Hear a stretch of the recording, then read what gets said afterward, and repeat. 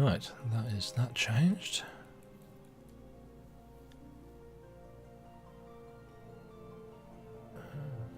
Right, that is that changed.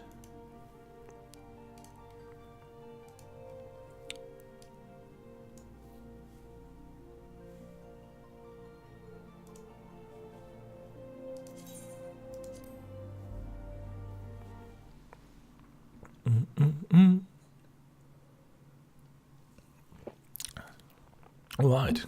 Good morning, ladies and gentlemen. Welcome back. Ooh. Let's mute that for a second. I'll put that back on in a moment. Right. We're back. And we are launching into 2.5, patch 2.5, the final two patches, actually. Two patches before Heavensward. So this is the introductory stuff, the stuff that brings us from the 2.x storyline into the Heavensward expansion. And there's quite a few things to deal with here. We've got, let me just see if I can get this right. We've got all of the stuff to do with Telegia Adeleji and the Sultana's recent plans to turn the Sultanate into a republic. We've got the after effects of the Ivy and the Crystal Braves. And we have got the after effects of Shiva and Izel, or Iceheart, and the Dragon Song War. We've also got both Sir Emmerich's plea and the hints that the Keeper of the Lake, Midgard Summer, will become important for some reason pretty soon. Now, the official patch page, let's just bring that up, because again, I'm slightly more prepared this time. What we've got here is the promotional page, PR, for Before the Fall, and I noticed that unlike the previous ones, this one's actually split into three, because they quickly realised that Before the Fall was a little bit big. So, 20th of January, the day before my birthday, of 2015, so we're going back two and a half years here. We've got the main scenario, where we've got some stuff going on with Moonbreeder, with the Scions and one of the Asians. We have got some side story quest, which is yet more Hildebrand and another trial for Hildebrand. They really pushed Hildebrand in 2.x, which is why a lot of people clamoured to bring him back for 3.x. We've got the final Crystal Tower raid, the World of Darkness, which includes Cerberus and the Cloud of Darkness. Must be noted that I actually haven't done the World of Darkness. I've done the other two. I did Circus Tower and I did the Labyrinth of the Ancients, quite a lot, but I never actually went into the World of Darkness, and I'm not entirely sure why that was. I think I heard that it was a little bit trickier than the other two, but whatever. Odin, the Dark Divinity, that's that fate, that trial that we've had the quest for ages, and we've been doing it, talking to random NPCs in Gridania every now and again. And then we've got some dungeons, including the Keeper of the Lake, which is a story dungeon. Surprise, surprise. We've got the Wondrous Palace Hard, which has got some really, really cool music, actually. I love the Wondrous Palace Hard. It was one of my favourite dungeons in that patch, although the second boss, I seem to recall, was a little bit of a nightmare. We've also got Amderpore Keep Hard, which I can't do, and we've managed to get the unlock quest for. We've actually got it in Mordona. In fact, I believe it's this one here, but we can't do it because we haven't done Amderpore Keep normal. So that is 2.5. Also coming was the Gold Saucer. which has got an absolute ton of stuff in. The Gold Saucer is really good fun in little bits. It's got some nice glamour gear, including bunny attire if you want bunnies, Fenrir mounts, Adamantos mounts, lots of cool stuff in the Gold Saucer if you want something to do. It also included, of course, Chocobo Racing and Triple Triad, which were heavily requested features.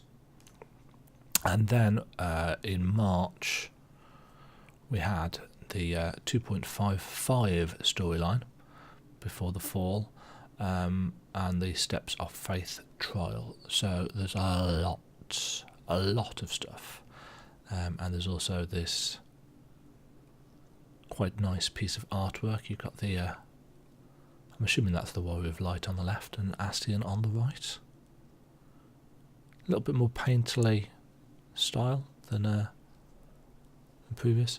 Trying to find a decent version of that logo that I could blow up for that was kind of annoying, but there we go. Okay, so let's hop into game. Let's put the volume back on. Volume? The music. And let us head into the Rising Stones for the first quest. Now, I have done these. I've done the 2.5 quests fairly recently. In fact, I think it was last week or the week before. But I have not done the 2.55 stuff.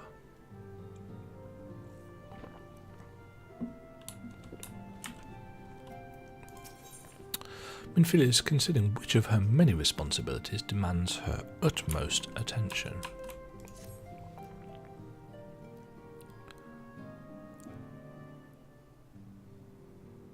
I am most eager to address the Ascian threat.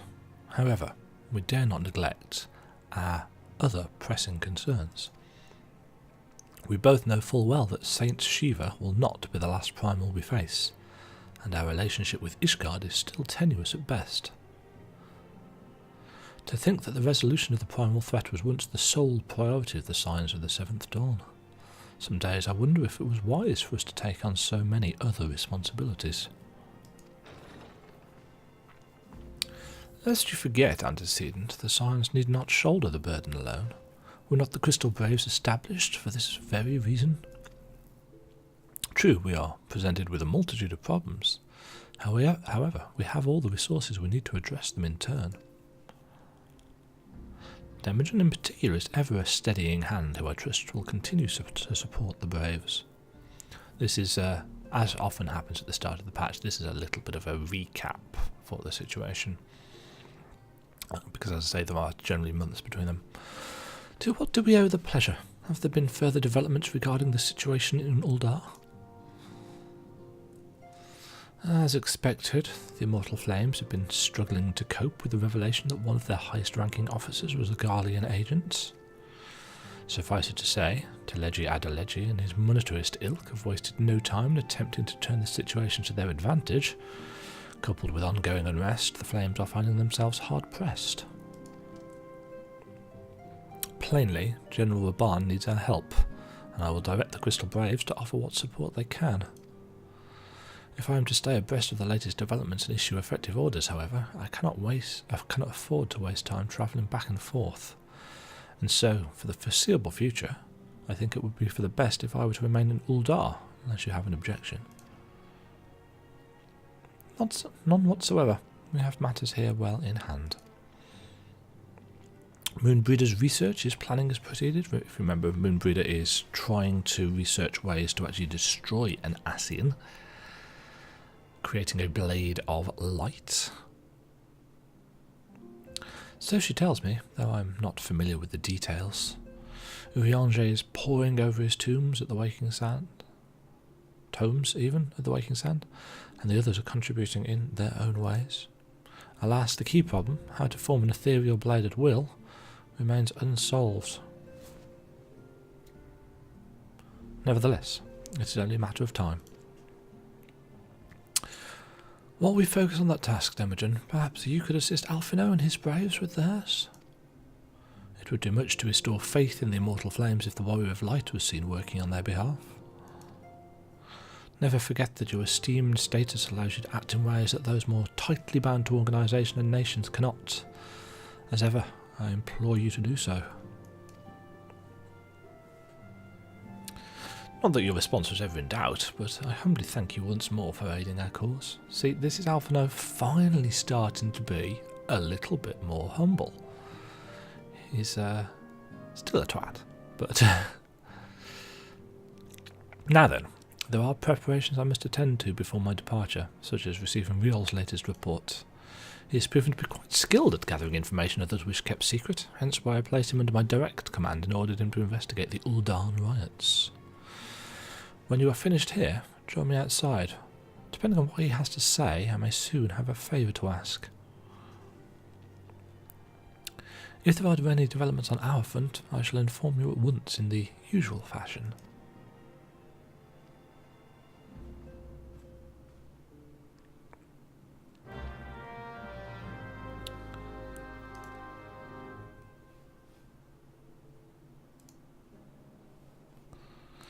Yeah, just as a reminder, good intentions, the quest that we are just starting, you cannot do unless you have completed If It Bleeds We Can Kill It, In for Garuda Awakening, and Inner Titan Spots, which are the 3 hard mode, not extreme mode, hard mode primal fights. I can't remember why you need to have done them, but you do.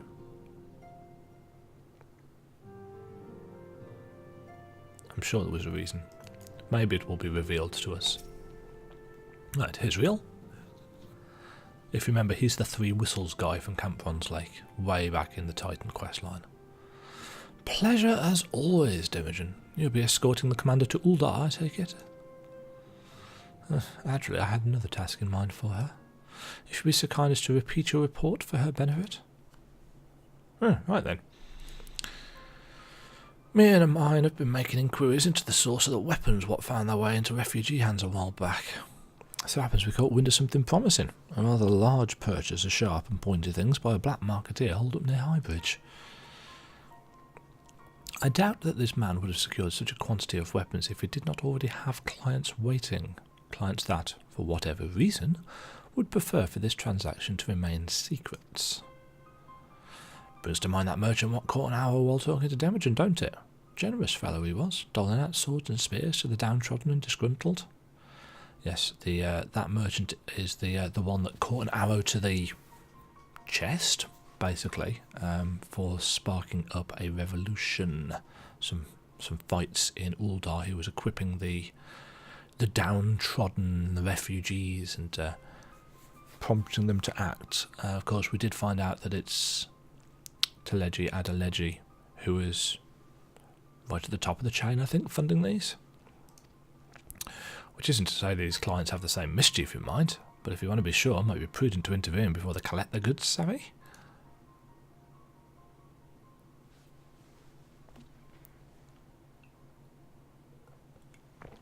Seizing the weapons before they fall into the wrong hands would be for the best.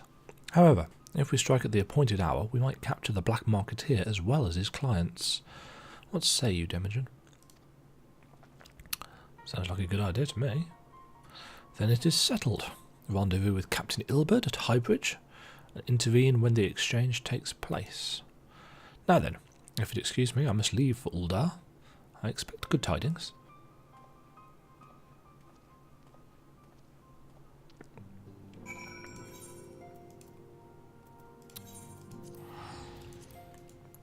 So, on our way to Thanalan. We haven't been here in a while. Bear in mind that there are not actually that many quests in 2.5. There's a good chunk of story, don't get me wrong, but 2.55 is where the main thrust of it is. So, in theory, 2.5 looks like a smaller patch on paper, but there is both a dungeon and a trial to complete in 2.5. The dungeon is the Keeper of the Lake, which is fun. The trial, I shan't spoil here, but it can be a bit tricky. In fact, at the time it was released, there were quite a few outcries for it to be nerfed because it was quote-unquote too hard. And of course, whenever somebody cries for it being too hard in the week of release, generally what they mean is, oh, we've got to think, or we've got to try, or we've got to get good. So yeah, it's a little bit like the Royal Menagerie fight right at the end of Stormblood. A lot of people saying, oh, this is too hard. As I think I've gone on record saying in that video, it's frustrating, certainly, the Royal Menagerie, but it's frustrating because people don't pay attention. And there are a lot of fights in this game that require you to pay a little bit of attention, but there are also a lot of dungeons, a lot of trials that really don't. And that's where the issue comes in, because people have been trained, so to speak, for content that isn't really all that hard because they've already outgeared it. Ah, Demajen. My scouts have been keeping a close eye on the Black Marketeer, and it would seem that his guests have arrived. It would also seem that he's hired more than a few men to stand guard. Common thugs are no consequence, but they nevertheless pose a threat. Even so, I feel compelled to apologise. This is far beneath a woman of your standing, and Commander Leverrier needn't have dispatched you hither. This is the second time, or maybe even third time, that Ilberd has said, oh, this is a little bit beneath you, and it would have been better if you weren't here. But powerful men ever have need of loyal, able-bodied friends. Having found one in you, it is only natural that he would come to rely upon you without hesitation. You kind of get the impression that there's a little bit of resentment from Ilberd there. He's still very righteous, but something underneath. Now then, we should make for the Burning Wall without delay and secure those weapons. The first unit will ensure that the clients do not escape. With me.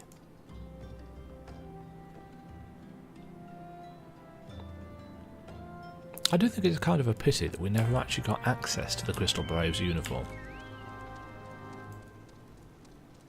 Obviously you can get the stuff for Limsa, for the Maelstrom, for the Twin Adders, for the Maelstrom, Twin Adders, Immortal Flames, duh, brain fart. But you never got it for the Braves.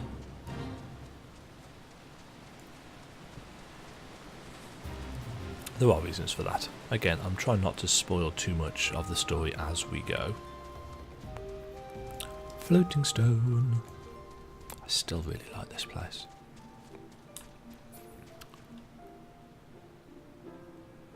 That's part of Dalamud there that got thrust into the ground and all of this ether got spewed out and crystallised. And it has warped all of the life around it. Of course, it's called the Burning Wall because of the colours of the crystals rather than actually being on fire. Because there is very clearly a lot of water running through here. I spy the one man, but there are sure to be others. I have a plan. While you approach the sentry and create a distraction, my men and I will slip past and catch the Black Marketeer unawares. Once you've disposed of the thugs, wait for us outside the tunnel entrance. Any questions? Then let us be off. Good luck.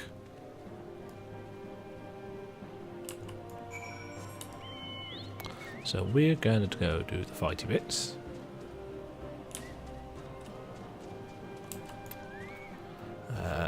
We don't actually need to release the Kraken for this, but we're going to bring him along anyway. Who goes there? An adventurer? Damn fool, you should never come here.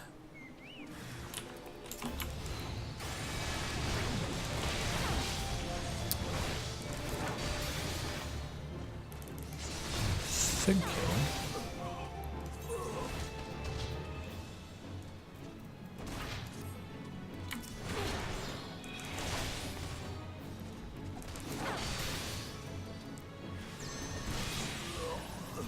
Seems to recall there's another 2 waves.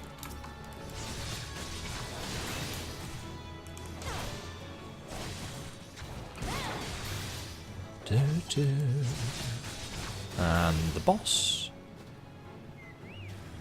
Yes. So while we are out here fighting and getting rid of the bodyguards, Ilbert and co are sneaking past. And we are going to go and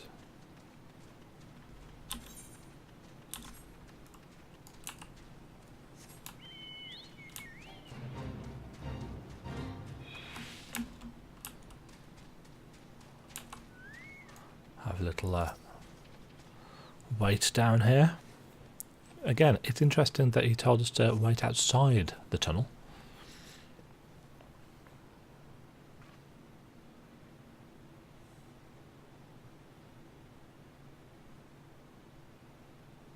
Yeah, I don't understand. What's this all about? Hey? Yeah.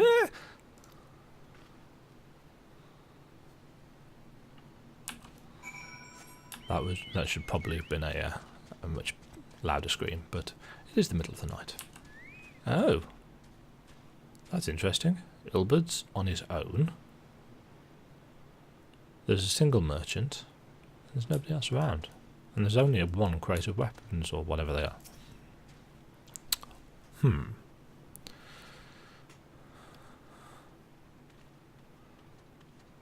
As you can see, this is a fine mess. When I tried to restrain him, he drew a hidden knife and lashed out. But before I could disarm him, one of my subordinates panicked, and this is the result.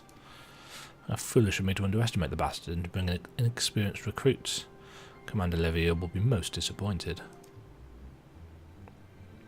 Damn it all, a golden opportunity wasted.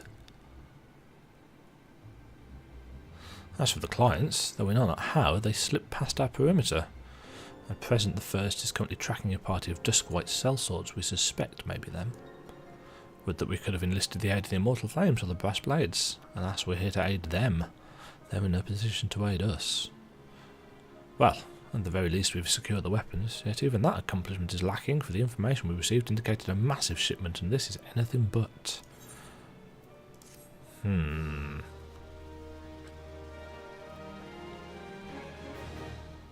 Something here doesn't add up. Ilbert would like nothing more than to have this incident forgotten. I'll join the first in the hunt for the dusk-white sellswords. If the gods are good, we'll catch them before they escape into the Black Shroud. In the meantime, I'd ask that you deliver these weapons to Uldar in my stead. Entrust them to the third Juyahasi. He will take care of the rest.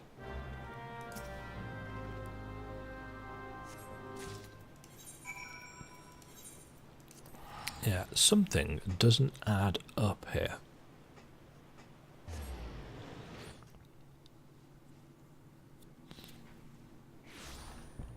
That was my impression the first time as well. He's in Pearl Lane, if I remember correctly.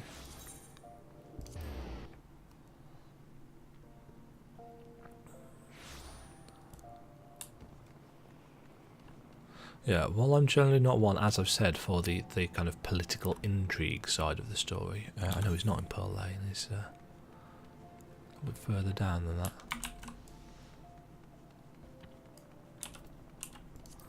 Yes, whilst I'm generally not a politics person, I did find the events of this patch quite interesting. Again, they are pretty well written, and they must be if they kept me interested.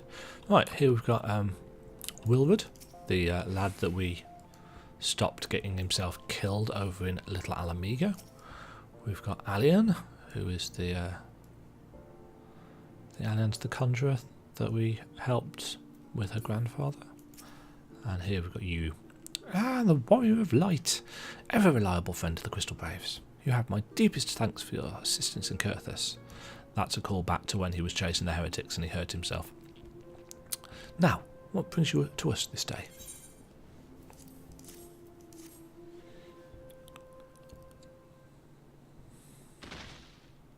Oh, sure. Take it out of my magic bag. Where did I store that? A gift of weapons from a certain black marketeer, courtesy of Captain Ilbert, you say? Understood. Once we've catalogued the contents, I'll have them delivered to the Hall of Flames. This cannot be everything, can it? We all stated with confidence that there'd be a far greater quantity of weapons. Heh, a blatant falsehood. Clearly Riol is unfamiliar with the ways of Ul'dan merchants who ever strive to present themselves as greater than they are.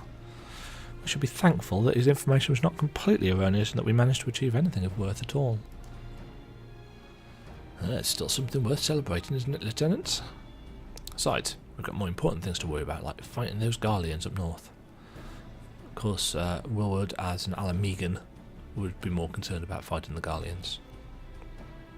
There'll be no fighting if I have anything to say about it. Our orders is to stand watch, not to seek glory in battle. If you have no further need of us, then I shall take my unit to the cerulean processing plant. Time for the Fourth to earn their keep, eh? Fight well, alien, for the freedom of all.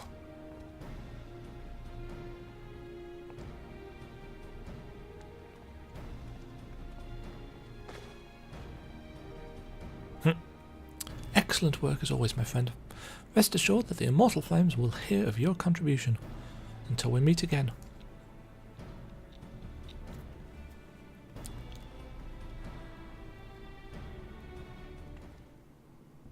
Demajen, a word if it please you. Not here. Look for me at the Sapphire Avenue Exchange. No need for whistling this time, don't you worry.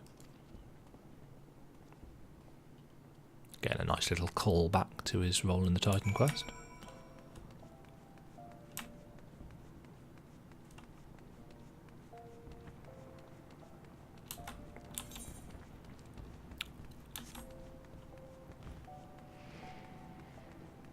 Yeah, we took the long way round.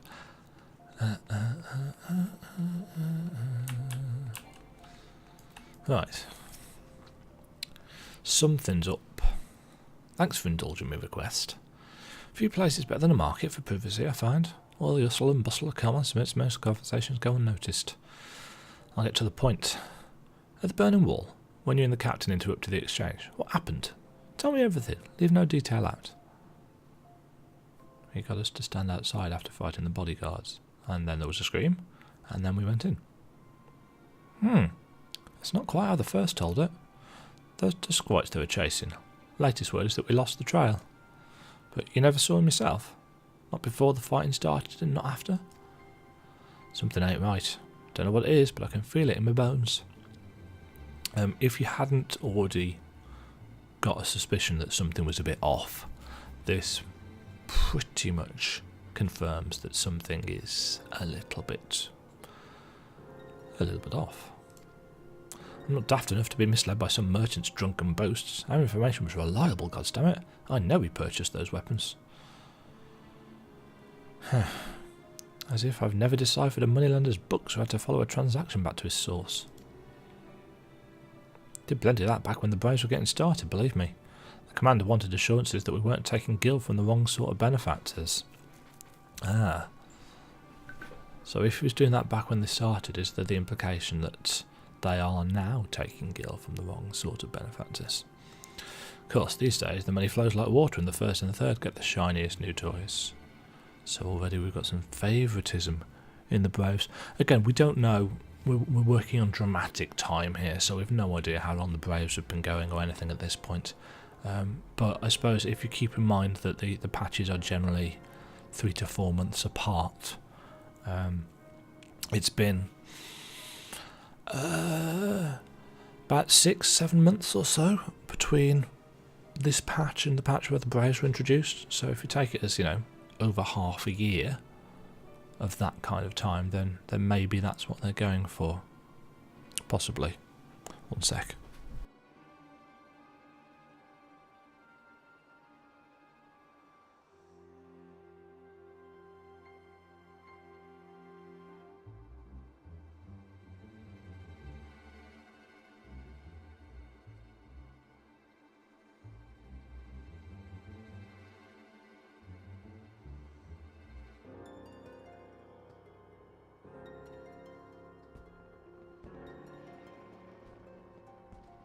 But yes, this is definite setup. intentions, etc., etc. Forgive me, friend. Got a lot on my mind these days, and I appreciate you lending an ear. Right then, best get back to it.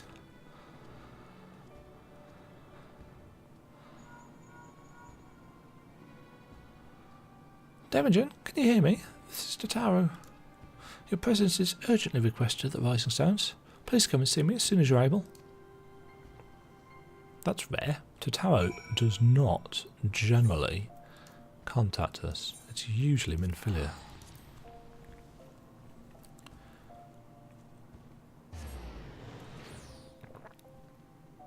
Which reminds me, I really must grab the encyclopedia and take a look at the entry. I'm sure there must be an entry for how link pearls work. Obviously, they're a lot like Star Trek communicators, where you just talk to the person that you want to talk to. But considering they're basically a completely hands-free interface,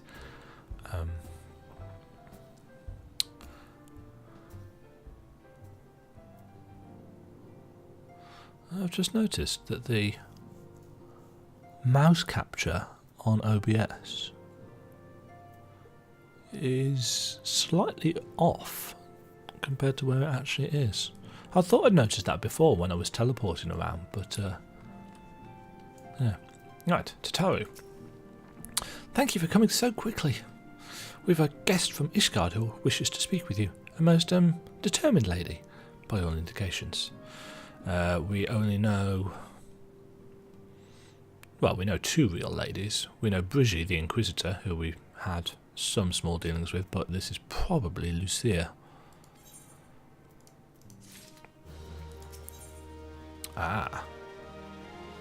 The Rising Chorus. This is going to open up the Keep of the Lake. Totaro seems eager to escort you to the Solar. Our guest is with the antecedent in the Solar at present. Let's not keep them waiting any longer, shall we?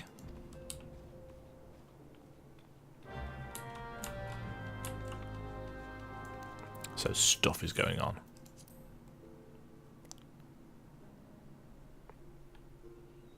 Does this launch us straight into the cutscene? No, it doesn't.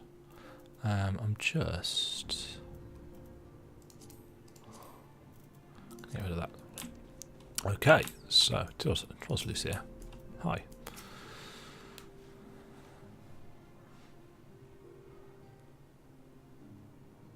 We have a guest from Ishgard who wishes to speak with you. Indeed.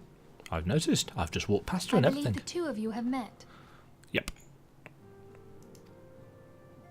We have. I had hoped to speak with Commander Leveilleur as well, but I cannot afford to wait any longer. The Lord Commander sent me hither to request your aid in a matter of grave import. You see now why I had Totaro summon you.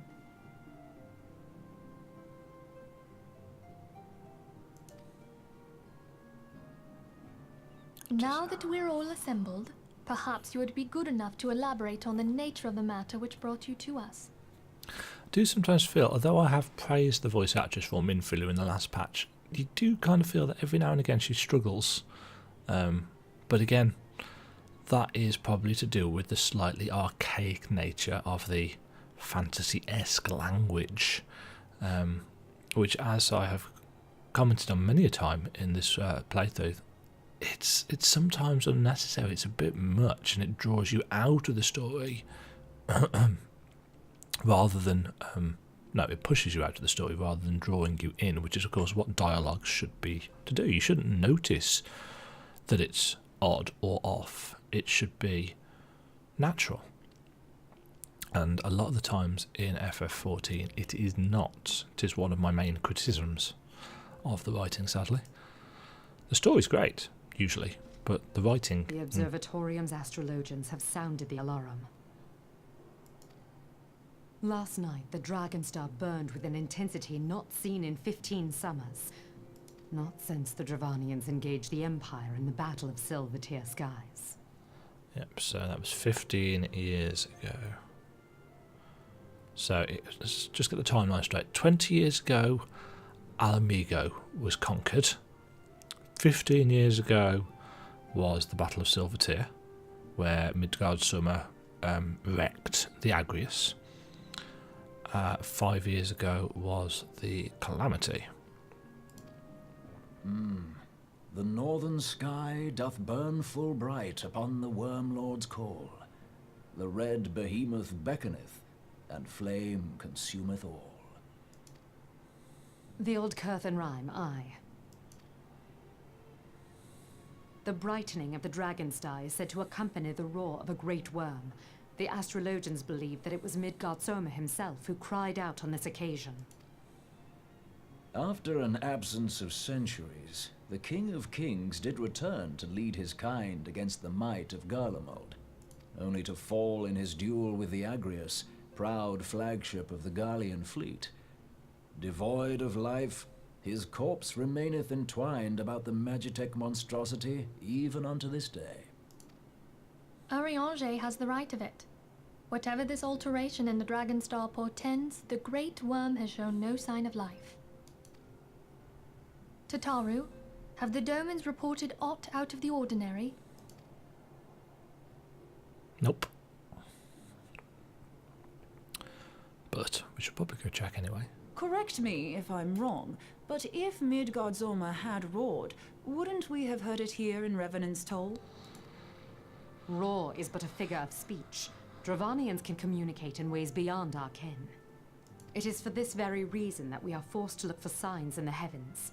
We cannot say with any confidence that a great worm roared at all, much less that it was Midgard Zorma.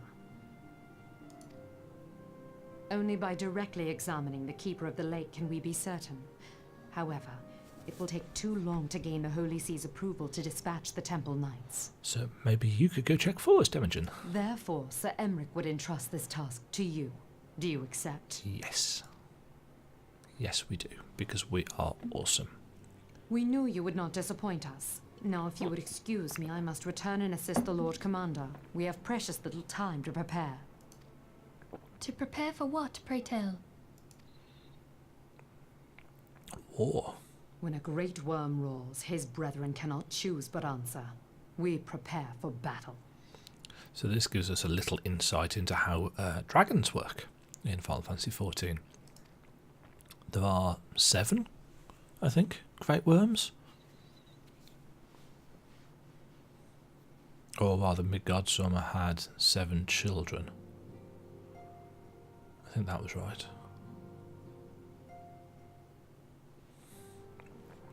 Forgive me if I state anything which you already know, but I'd ensure you understand the nature of your destination. As Urianger stated, what we now call the Keeper of the Lake is the wreckage of the Agrius, former flagship of the Imperial fleet, and the corpse of the worm responsible for its destruction. 15 years ago, as the next step in his campaign to subjugate Eorzea, Gaius van Belsar attempted to seize control of Mordona. So massive was his force that all thought his victory a foregone conclusion. But an unlikely ally came to Eorzea's aid that day. Midgard Zorma, legendary guardian of Silvertear Falls, burst forth from beneath the waters of the lake and led a host of dragons against the Garlean airships overhead. We do find out why he is the guardian of Silvertear, and why he is there, and why he does what he does. In what would later become known as the Battle of Silvertear Skies, the Great Worm felled countless airships before engaging the Agrius in a really cool cutscene. In the ensuing struggle, the flagship's cerulean engines failed and it tumbled into the lake below. Yet this victory came at a great cost, for the explosion which followed claimed the life of the Great Worm as well. That same explosion transformed Silvertear Falls into the desolate wasteland it is today, draining the lake of its waters and crystallising ether for miles around, which is why Mordona is full of crystals. Yet, a remnant of the lake remains, and at its centre a constant reminder of that fateful day long ago. In accordance with Sir Emmeric's wishes, our Doman allies have been standing watch over the Keeper of the Lake. It would be wise to speak with them before investigating the wreckage yourself. Be careful, my friend. We know not what dangers await you within.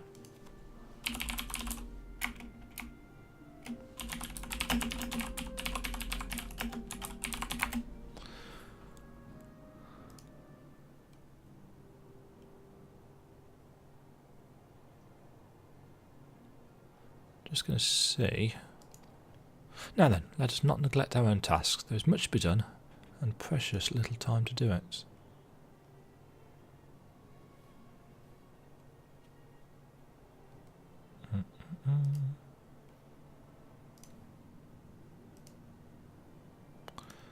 Can I find...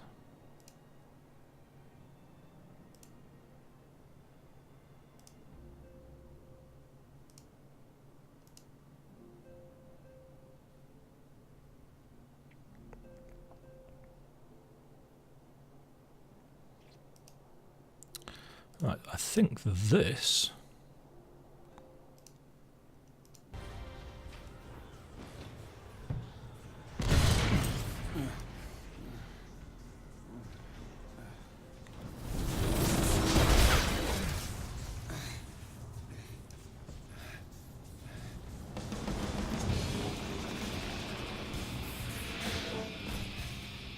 So this is the Battle of Silvertear.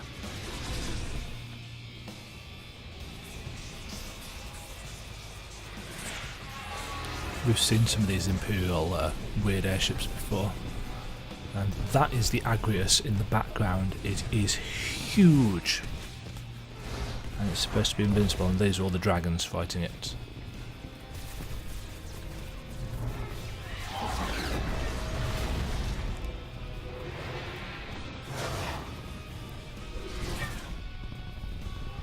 And here is Midgard's Summer.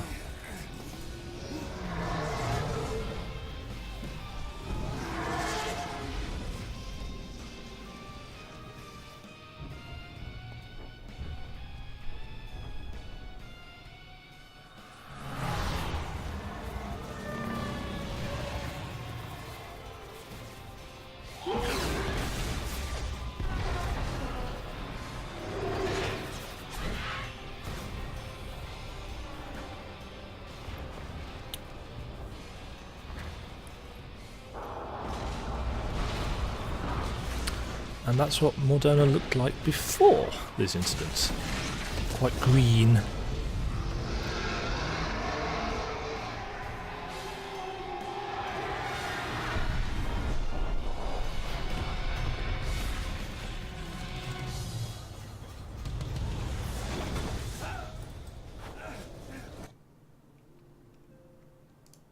So yeah, there we go. That's the fall of the Agrius.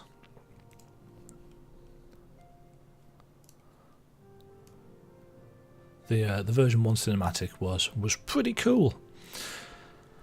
Now then, let us not neglect our own task. There's much to be done and precious little time to do it.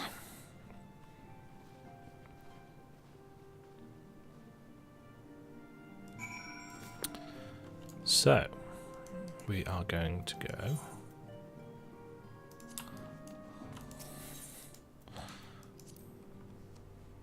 to the Keeper of the Lake.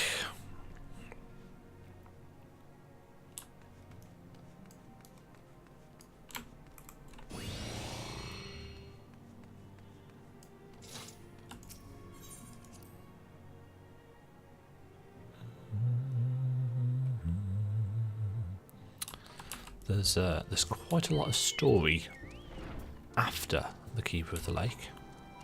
So whilst there's not a huge number of quests in this patch, there is a lot of story to go with it. Foggy weather? Yes. I've only noticed that in this playthrough, that if everything's blurry in the background, it's fog. Not entirely sure why after thousands of hours in this game. I'm only just noticing that now.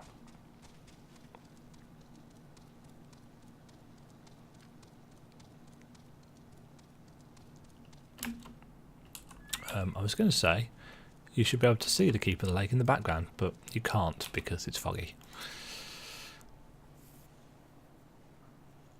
You're in luck, miss. I was about to send word to Revenant's Toll about the Garleans. Of late, I've seen small airships, likely from Castrum Century, come and go from the Keeper of the Lake. I cannot say for certain at this distance. I believe they may be salvaging something from within the wreckage. The Castrum supply lines have been cut for some time. Yes, since we did that way back in 2.0. And I wager they desperately needed spare parts and other equipment.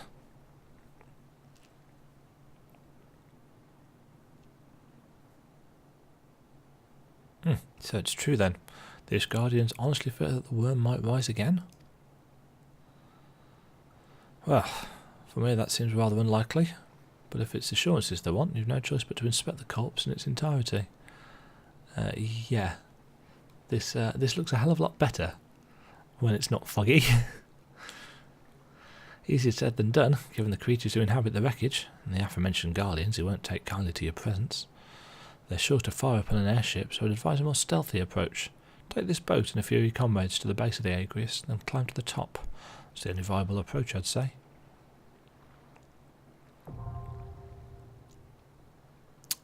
And that opens up the Keeper of the Lake.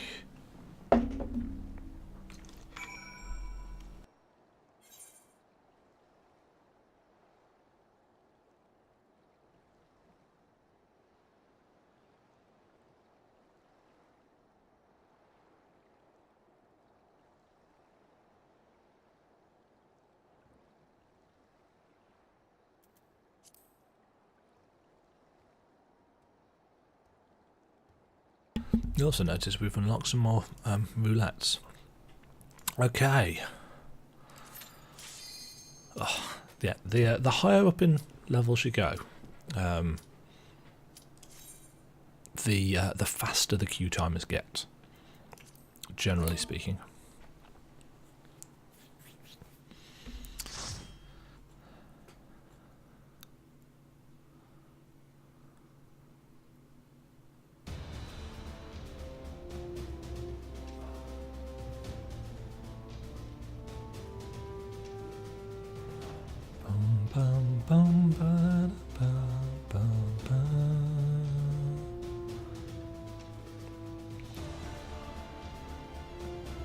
So, here we are.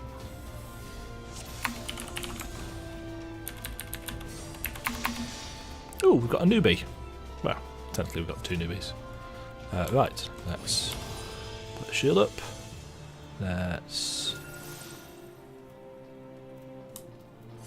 We should have some food somewhere.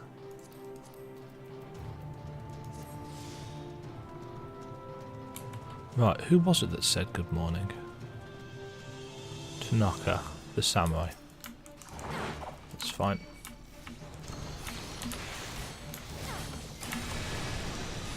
I'm going to take it slow. So we've got a few trash packs first. You'll notice one of the things this dungeon does is gate content quite well. Can't hear myself over that. It's got really cool music though, unfortunately. Yeah, it gates the content, so it stops a lot of the speedrunning that FF14 has done. So, and you'll find a lot of stuff like this happening in the dungeons in Heaven's Ward.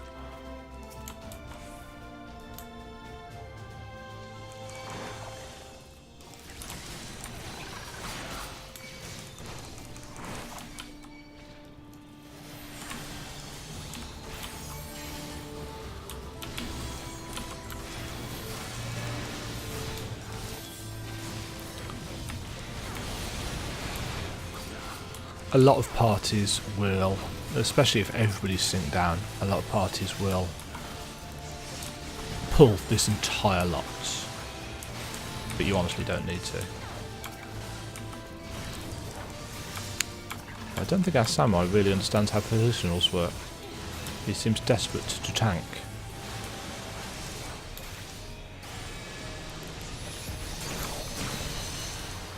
The son of the keeper is a nasty mob. He fires an AoE at random people. Well, it's probably not random. I'm going to kill the Lake Nanka first.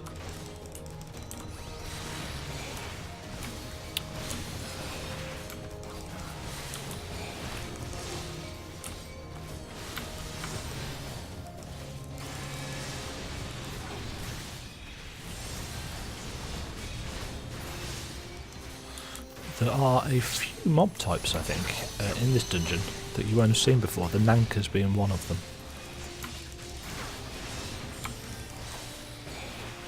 There's also a treasure chest over there. It's got a higher elixir in. That will cause this to drop down. Weirdly, there's a hull nix here. It's the only one in the dungeon.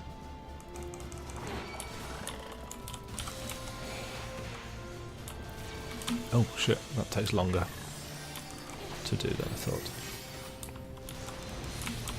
And he's a pain to pull, because of course he does that tongue thing. Don't stand in that, that hurts. And it can sometimes grab you out of aggro range with the goblins.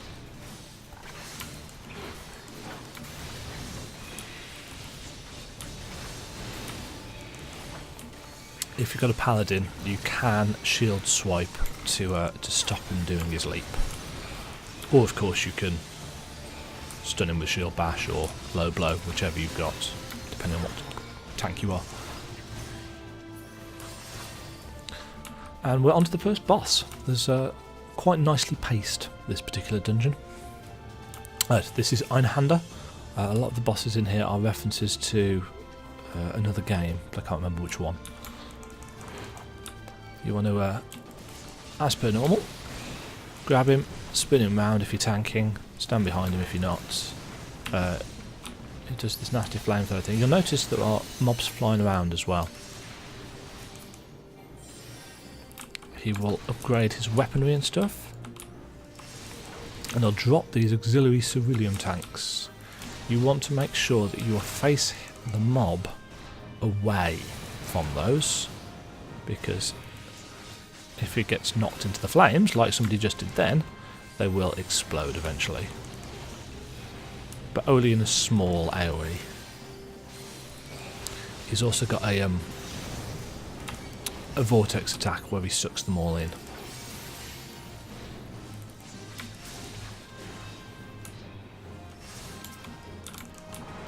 You'll also notice back there he's dropped a big tank.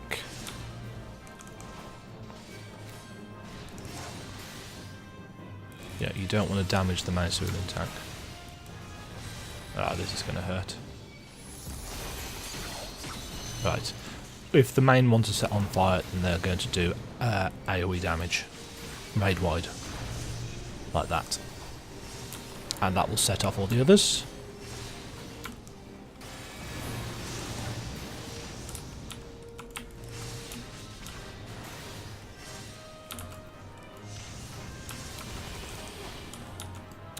It's generally not too hard to heal through these days.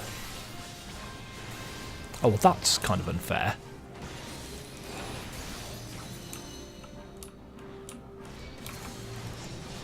Oh, bollocks.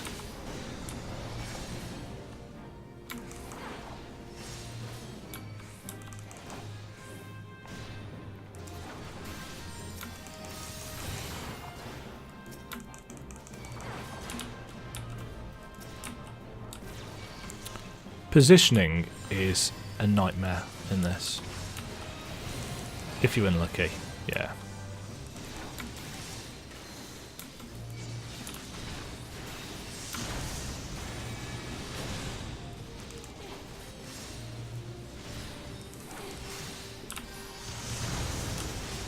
See what I mean? You can do a lot of damage.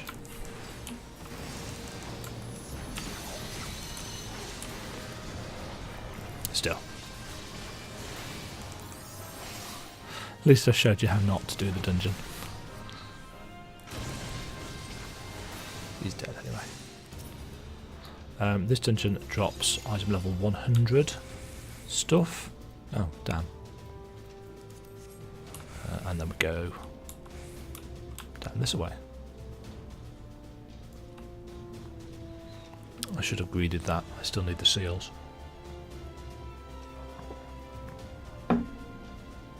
Okay, right, this is a typical Imperial section of the kind that we have seen before.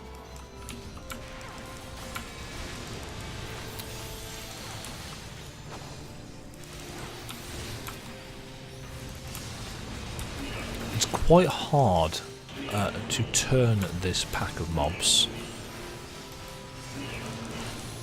So you've kind of got to rely on your healers and your DPS because there's a lot of AoE cones going off.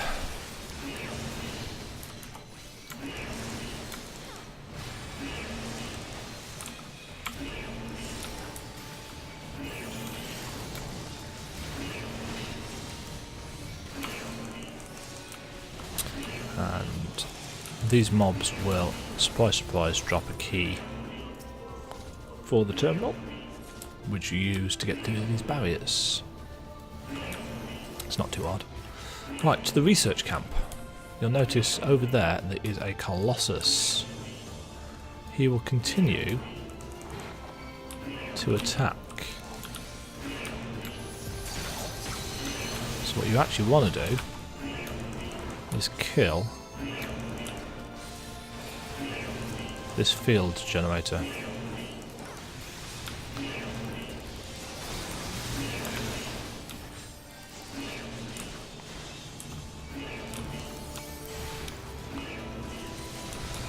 Because he does big ass AoE damage.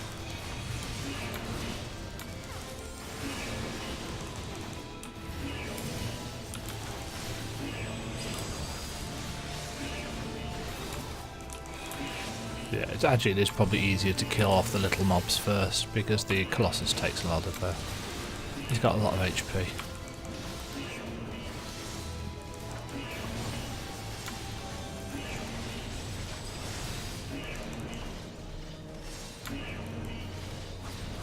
You can't stun him. Nor can you pacify him. So basically, dodges attacks.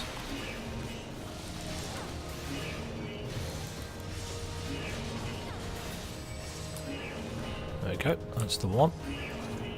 Right, this second pack has a signifier, who's a caster mob.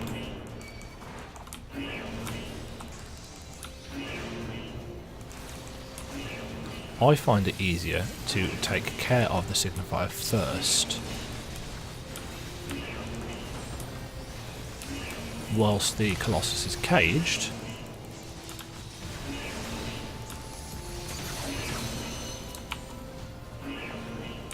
Then you can deal with the field generator.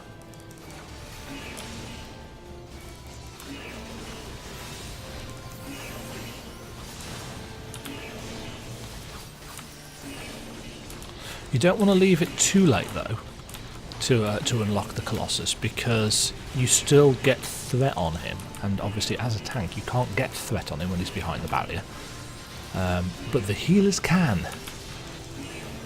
So if you're not careful, it will go straight after the healers. And obviously the longer you wait to release him, the more of an issue that becomes.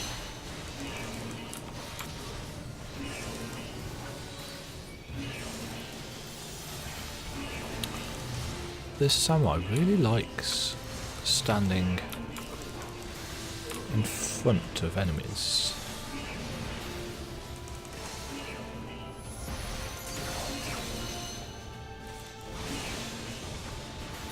Ooh. Right, he drops a key.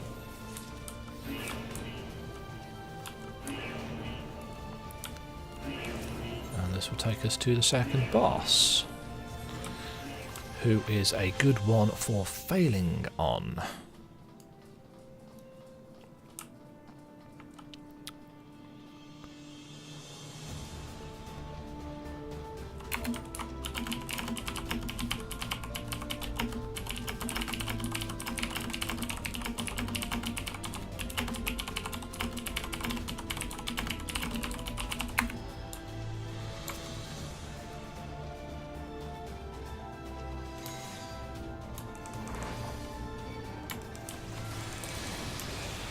That comment will make more sense in a minute.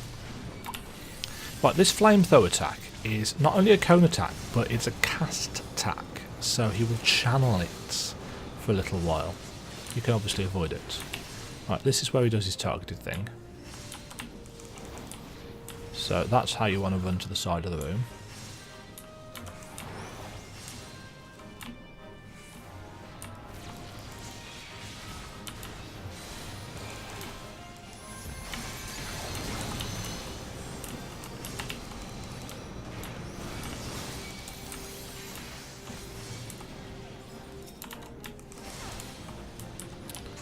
So there's a few things that you've got to track.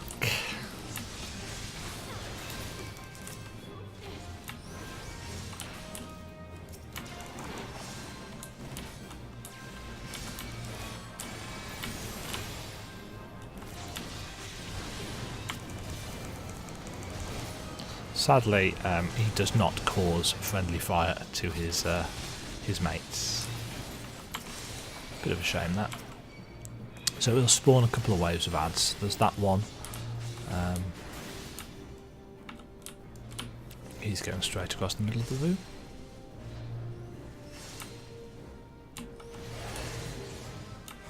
And he'll do that a couple of times at some point.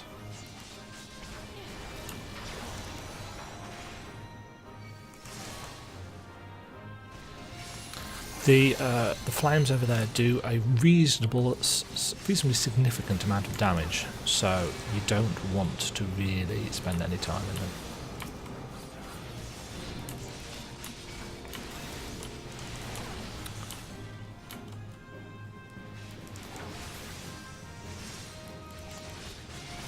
And you'll notice that you can double target people now. So our samurai is in a bad place. Oh no, that's not our samurai, that's our healer.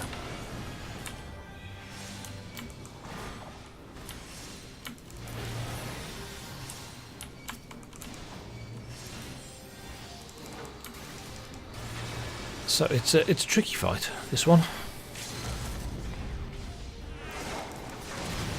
It's a good opportunity for limit breaking.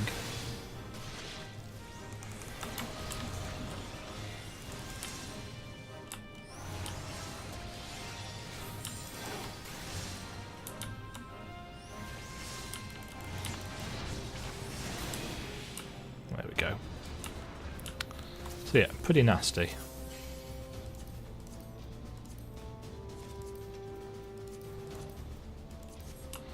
Right, and then we go up. The final boss in this dungeon is a bit harder.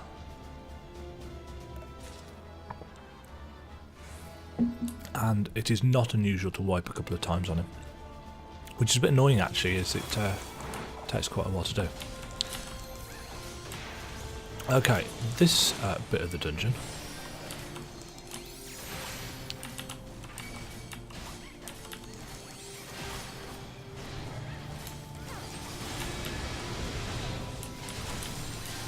The boss, well not the boss, the gunship that's running around will do some AoEs. It's a good idea to drag the mobs into those because it will actually it will damage the mobs as well.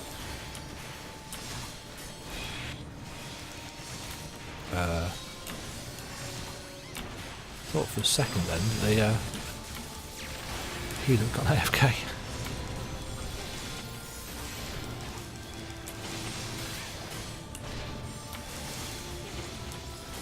But yeah, so it's a nice idea if you can get your party to stack.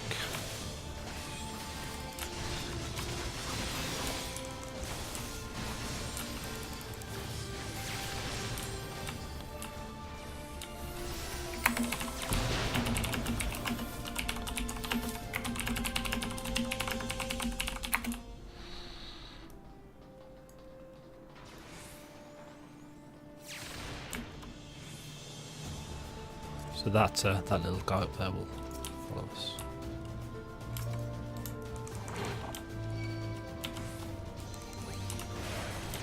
Let's see if these guys will.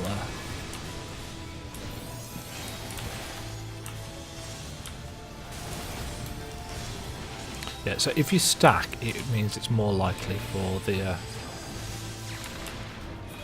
But apparently, stacking is too hard for this summoner.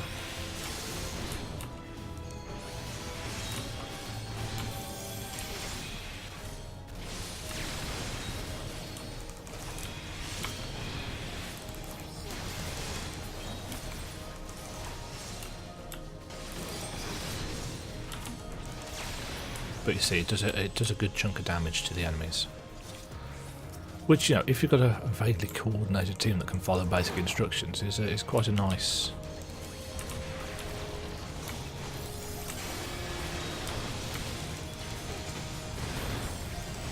It's quite a nice boost to DPS. It can really help out.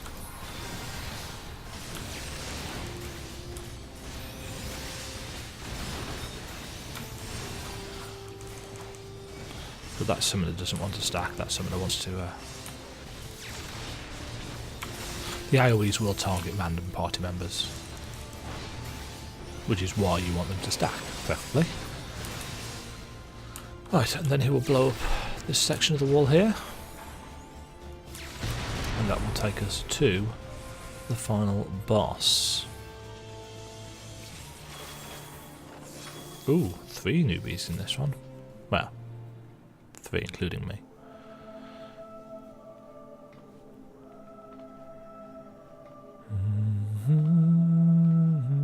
Who treadeth now upon my bones, and waketh me from slumber sweet?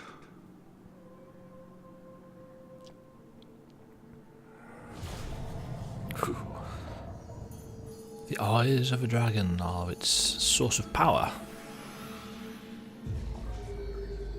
We've seen this ball of ether before.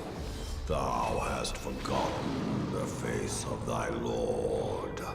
Remember, mortal, and fear me. Yep. So we get to fight him.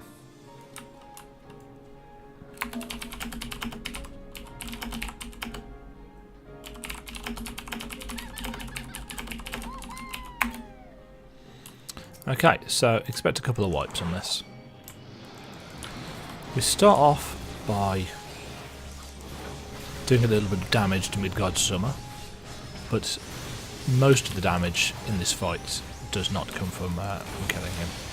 There's a lot of stuff to dodge. As the tank, you want to come and pick up this ad ASAP, because you cannot now kill Midgard's Summer. Here it becomes invincible. Samurai, stand out of the way. He does these big room-wide AoEs, which you want to make sure you don't stand in, because they will... I don't know whether they'll one-shot you, but they will hurt you a lot.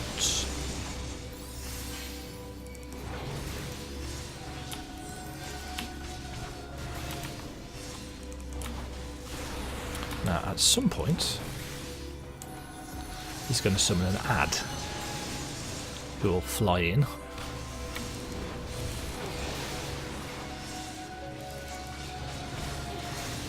There.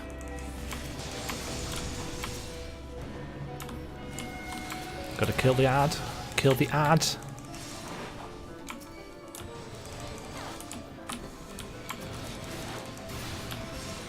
And click.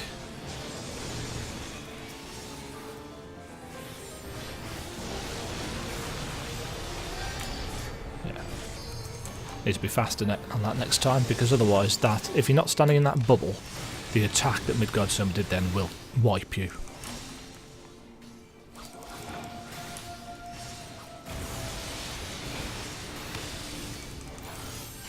That was very, very close.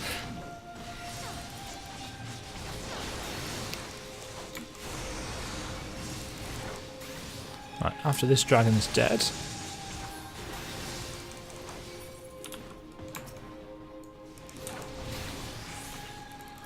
we can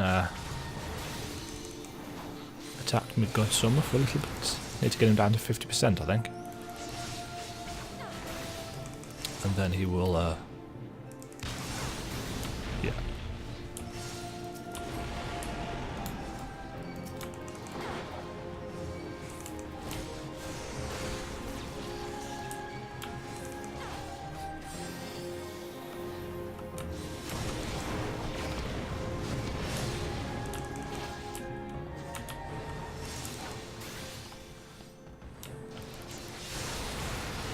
One of these you've got to move closer to him, and one of them is you've got to move further away, and I can't remember which it is.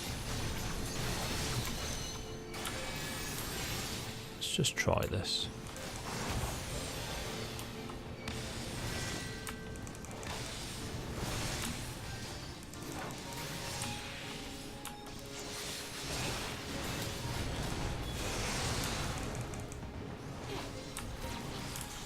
Doesn't seem to make a difference anymore. I'm sure it used to.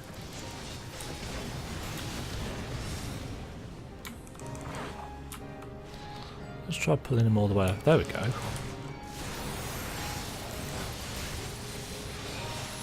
Yeah, so this guy you need close, the other guy you need further away so that he takes more damage.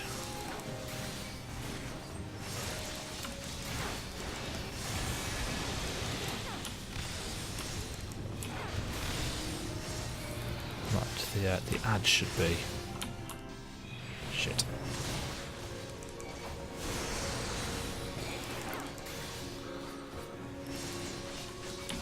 Right, this donut thing is kind of annoying.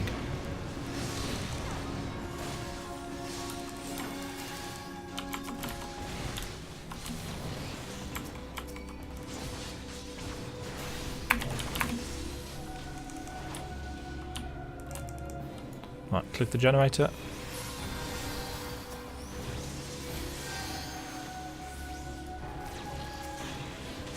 And that's a wipe.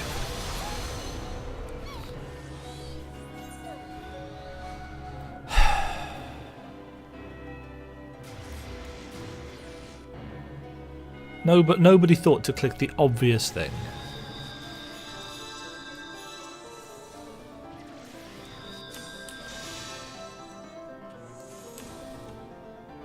And as you've noticed, this is quite a long fight, comparatively speaking. So, when you wipe and you have to go back to it, it's a tad annoying. Also, you've got a double zone for some reason. Why they didn't put the shortcuts here is quite beyond me.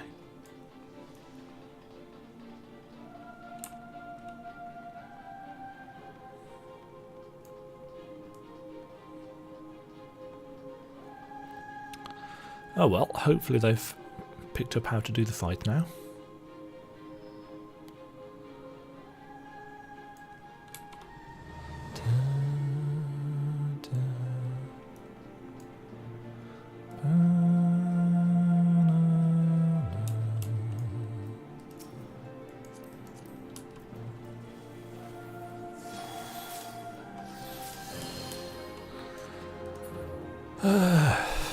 Right.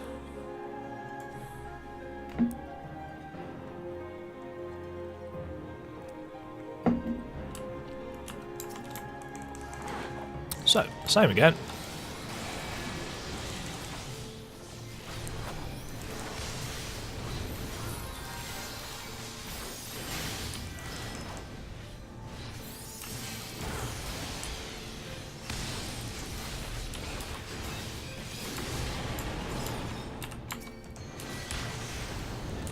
Yeah, see, this dragon's okay where he spawns because he's far enough away.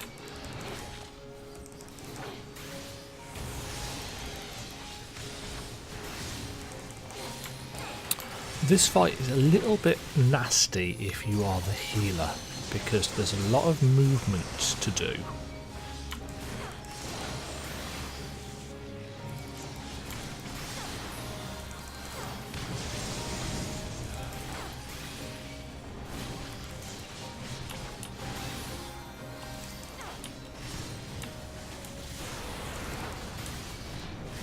Yeah, there's a lot of AoEs to get out of the way of.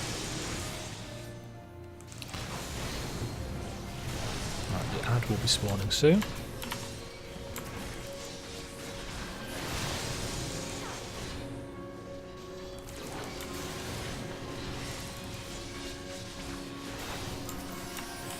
Oh, and once again, click the fucking generator.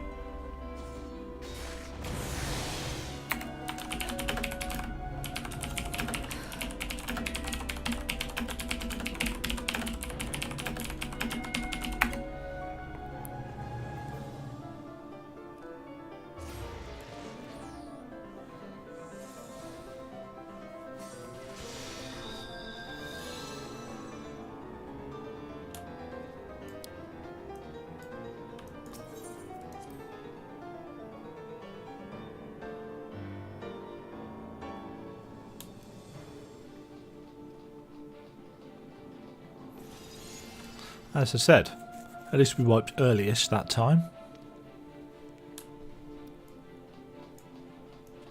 But it is amazing how inobservant people tend to be. Literally anybody except me can do that. If I have to go and do it, then I end up spinning the mob and paralysing people or interrupting them.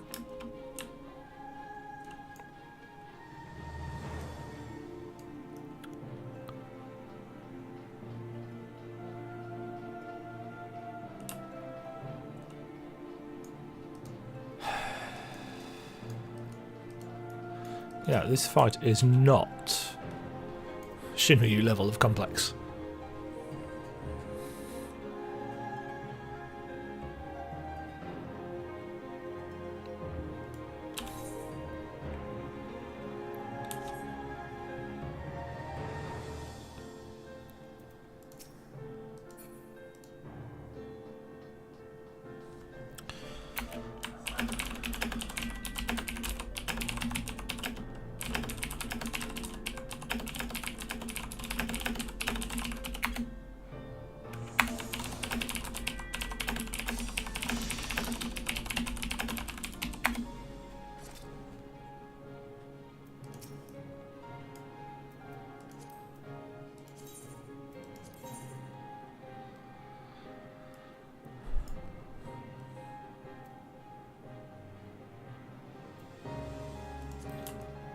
Right, let's try this again.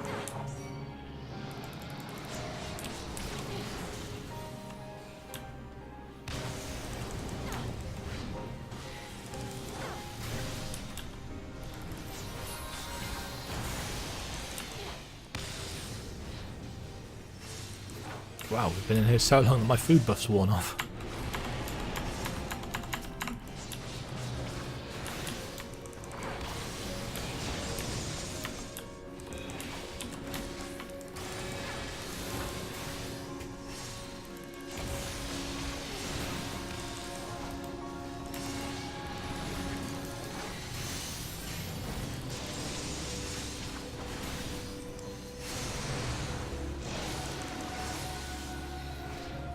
So, breath attacks, dodge the AoEs, make sure the first dragon is far enough away.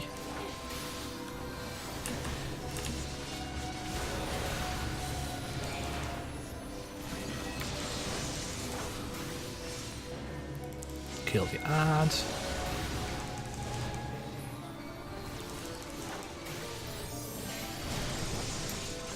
Midgard Soma will start casting Animadversion now. Stand in the bubble. Yay!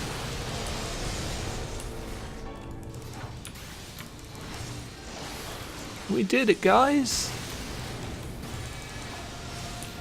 As I said, to be fair, this is a fairly nasty fight for a lot of first timers.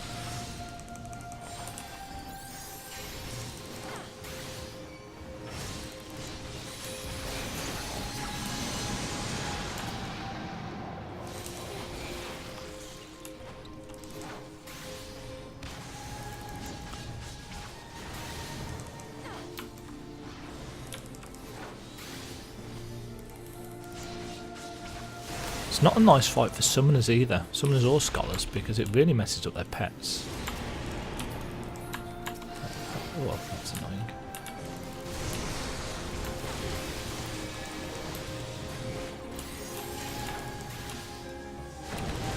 You pretty much have to face tank Granite Rain as the actual tank.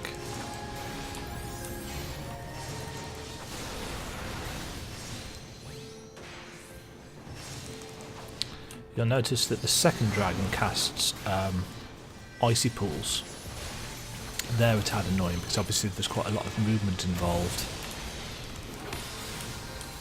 There's nothing you can do as a tank to help with that.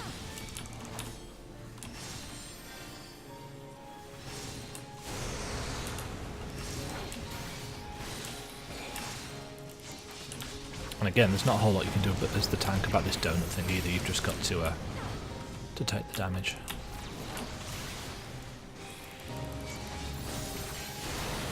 Right, we should be getting the ad soon.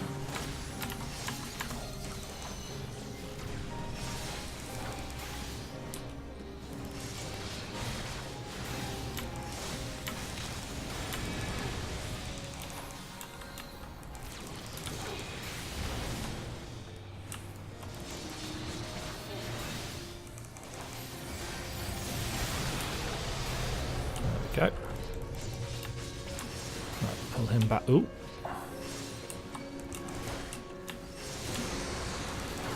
And all we need now to do is get this guy down. You'll notice that that AoE there spreads outwards in waves. If you're not careful, obviously, and you're running away from the centre, you can technically get hit by all of those waves. Which ain't great.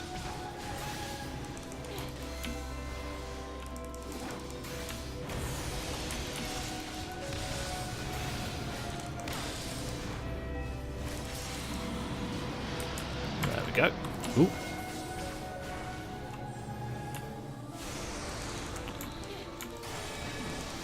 And we just good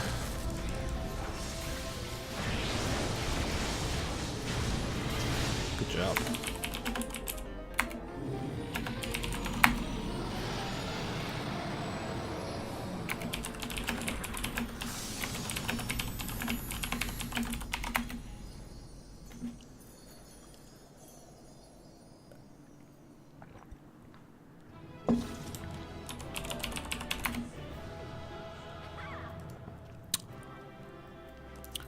Random stuff.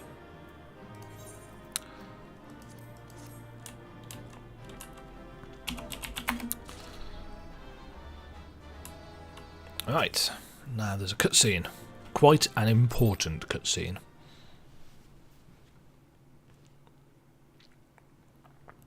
This really sets up Heavensward. By her gifts hast thou earned a moment's reprieve. Yes, so thanks to Heidelin, we've earned ourselves a chance to talk.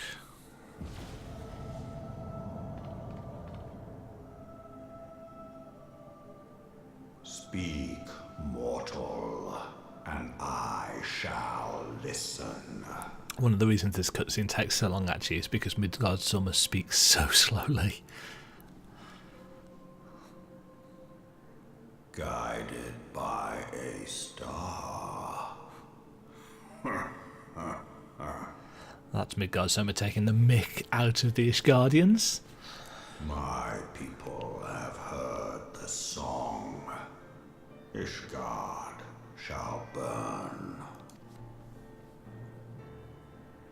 Sons must answer for their father's misdeeds. Yes, so those are the sons of Ishgard who must answer for their father's misdeeds. That's the first clue that the Dragon Song War... Well, actually, no, I suppose it's not the first clue that the Dragon Song War was perpetrated by the Ishgardians, or that started by the Ishgardians, because all the way through, Ishtola's been warning us that it's generally men that cause the problem, and the Beastmen only retaliate. It's a similar situation with the dragons. Something in the past that the Ishgardians did sparks off this war, and the sons of Ishgard must answer for that. We do not forget. We do not forgive.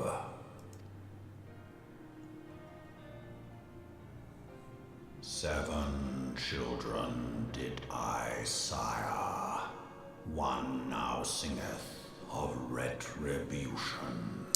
That would be Nidhogg. I rise to join in the chorus.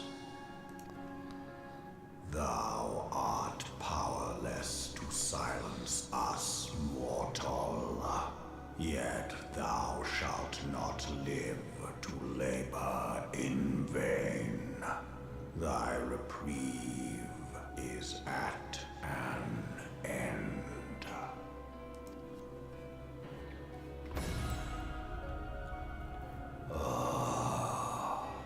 Trickery is thy shield. This frail, ignoble creature is not gifted, but chosen. Hearken to me, Hydaelyn. I remember, and I consent.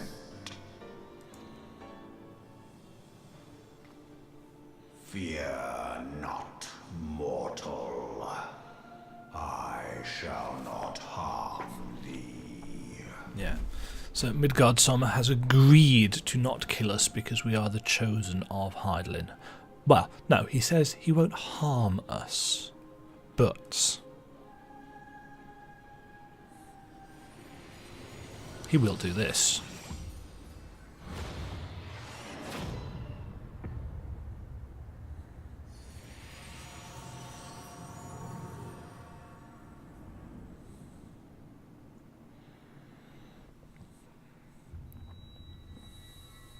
We haven't been here in a while.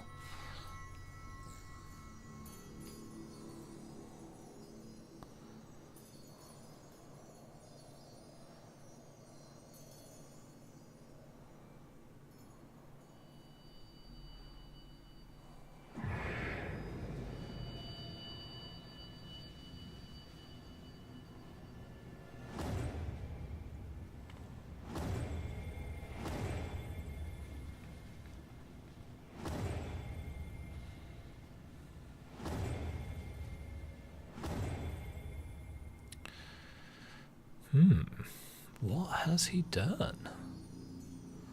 Has he de-aspected the crystals? Has he blocked off our access to the crystals? Has he drained them? Is he simply showing us what will happen if we keep on utilising the power of Hydaelyn? It's not particularly clear. Mayhap thou thinkest me an oath breaker. Yes, do we think he's lied? Has he harmed us? Thou art mistaken. If thou comest to harm, it shall be by another's hand, not mine. I did but strip thee of thy mistress's feeble blessing. Yeah, so he has taken away the blessing of light. Notice that it says the feeble blessing. We've heard the Ascians say that Hydaelyn's blessing is weakening. Thou didst profit much by her grace, but no more.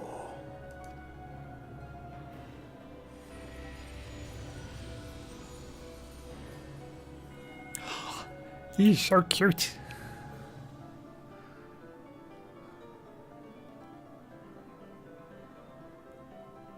The covenant binds me to thee. Yeah, it sounds like ages ago, literal ages ago, the dragons had a covenant with Hydaelyn to protect, and this covenant now extends to us. I shall watch, listen, and wait. It sounds really weird, that big voice coming from such a tiny creature. But I suppose it's telepathic anyway. And struggle, if it be thy will. Man hath ever coveted that which lieth beyond his grasp.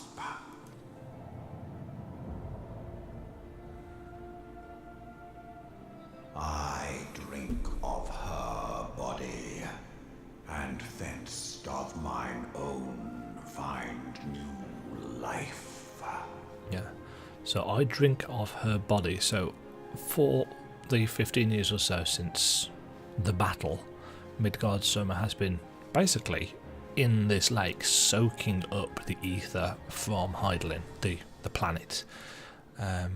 and from that life force he is now returned to life as this teeny tiny thing.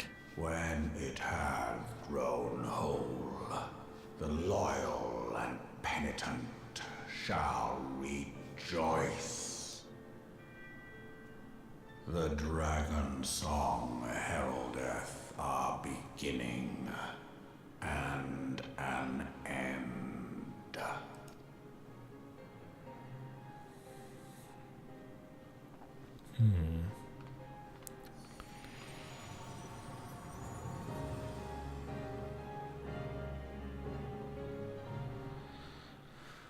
So, we can now summon Midgard Summer by selecting the corresponding entry from the minion guide. Yes, we get Midgard Summer as a minion. Where is he? There he is.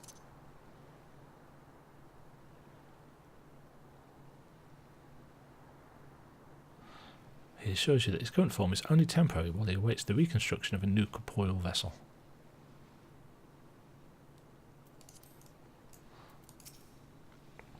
I was beginning to fear the worst. Were those explosions I saw? But you shouldn't waste time talking to me. Alfredo left a message stating that you would return to the Rising Stones at once.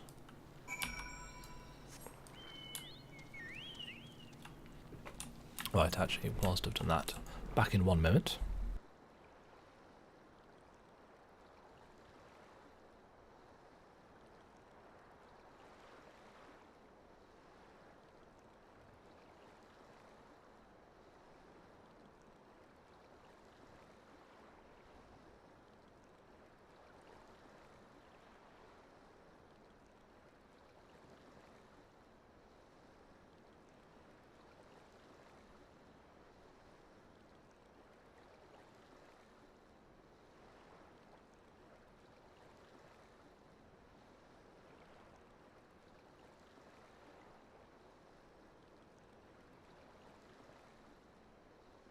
Okay. Back to Revenant Toll we go.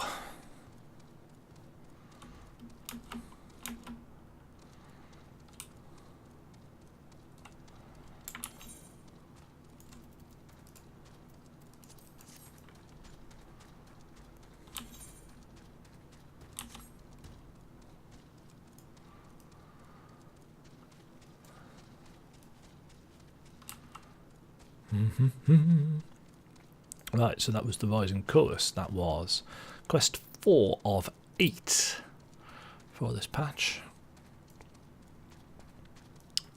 As I said, 8 quests doesn't seem like a great deal, but as you've seen, there's quite a lot of cutscenes, quite a lot of story, and there's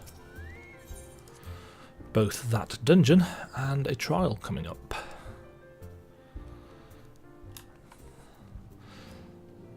Stuff is about to go down.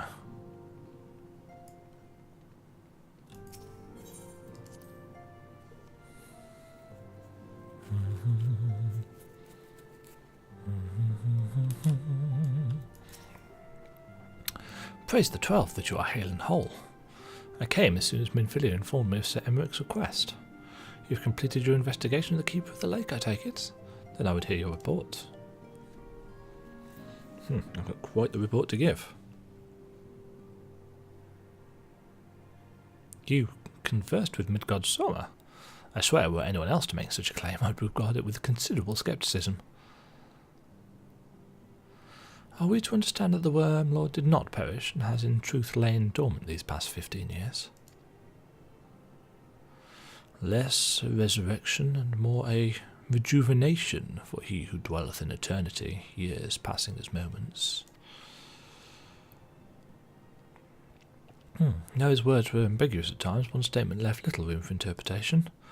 My people have heard the song, Ishgard shall burn. Clearly an attack is imminent. We must share this information with Sir Emmerich immediately. However, we dare not divulge our conversation with Midgard Soma in its entirety. To even acknowledge that you heard the voice of a Dravanian is a grave but necessary risk, lest we forget men have been executed as heretics for declaring as much. For your own protection, for the sake of our tenuous relations with Ishgard, the truth cannot leave this room.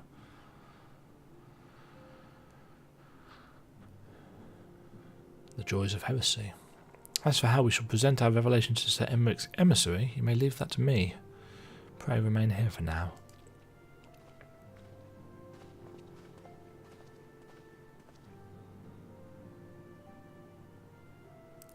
Is there something you're not telling us? You seem different somehow. It's almost as if you're missing something important. Yep. 12 for Fen. Midgard's Summer stripped you of the blessing of light. You alright? How do you feel? Yeah. I see. It's a relief to hear you otherwise unharmed. It beggars belief that any being could possess the power to deprive you of her blessing. Midgard's Summer made mention of a covenant, did he not? One of the ancient myths regarding Silvertear Falls states that when the waters came into existence, so too did the Great Worm.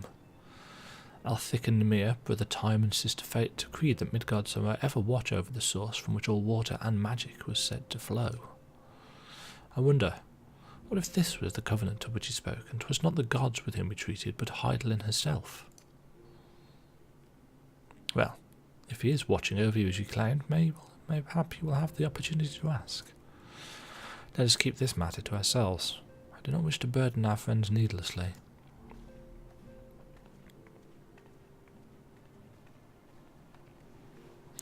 But the truth's going to come out. Ooh, speak of the devil. Oop. Art thou a pawn, or master of thy fate? What hast thou wrought by thine own hands, mortal?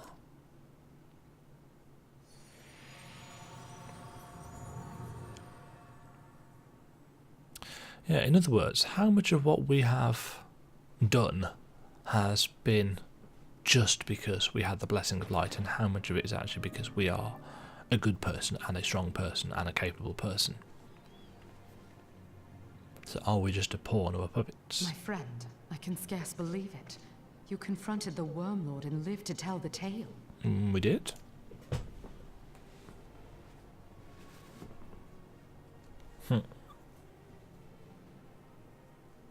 I give thanks to Helone for your preservation. It is our sole cause for gladness. Your encounter with the Keeper of the Lake served to confirm our fears. A great worm has roared, and it makes little difference if it was one of the two in Eorzea or any other.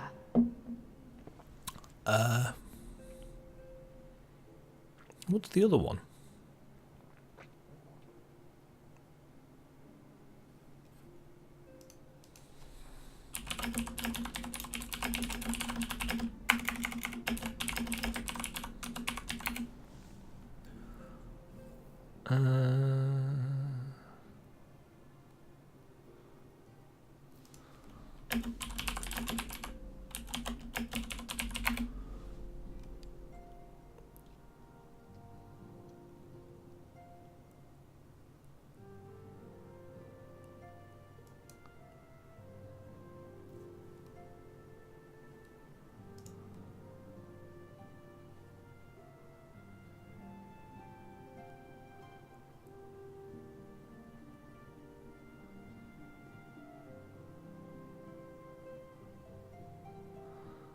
I actually don't know what the other one is.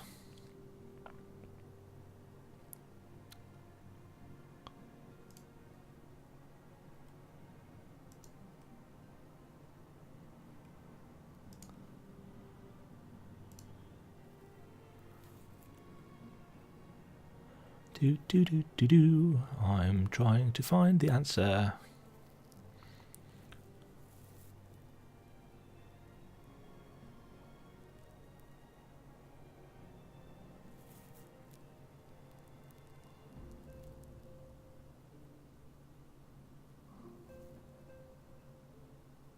Yes, don't know. Maybe it'll tell us. Are coming. I am told that Ishgard has magical defenses against Dravanian attack, though I am not privy to their exact nature. Will they be enough to repel a massive force? Ishgard has weathered countless assaults over centuries. This will be no different. And now that you have confirmed the threat, none can ignore the Lord Commander's calls for the wards to be strengthened.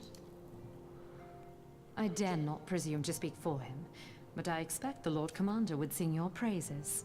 I must away, but we shall meet again soon. Sing our praises and probably try and flirt with us, as he does later. Spoiler. I assume he doesn't do that if you're male. Or maybe he does. Who knows?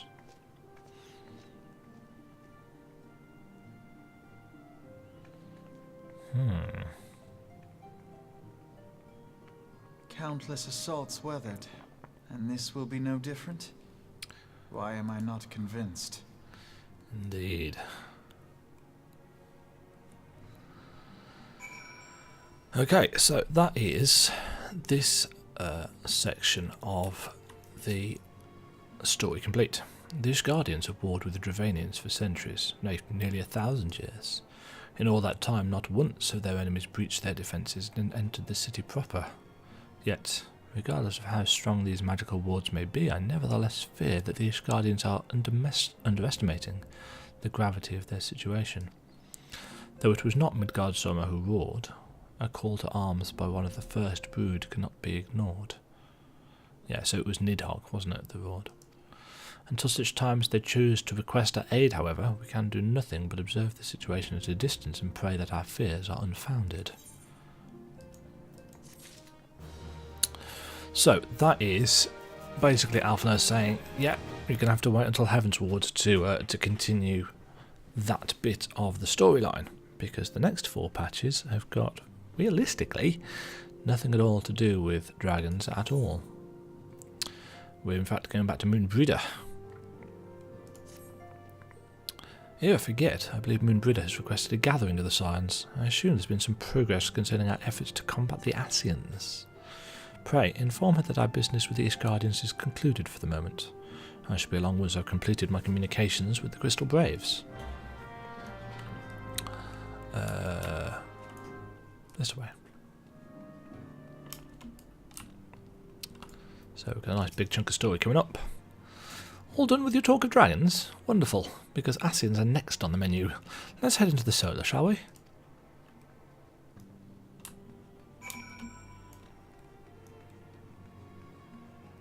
Don't know who wrote Moonbreeder's dialogue, but there's something very charming about it.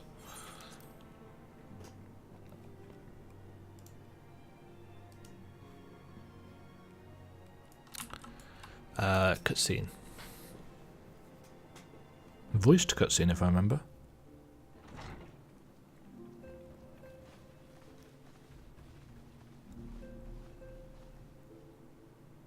Now that everything's calmed down a bit, relatively speaking I mean, I thought it might be a good time to share our progress on the weapon. I believe we're on the verge of a breakthrough. Well, don't keep us all in suspense.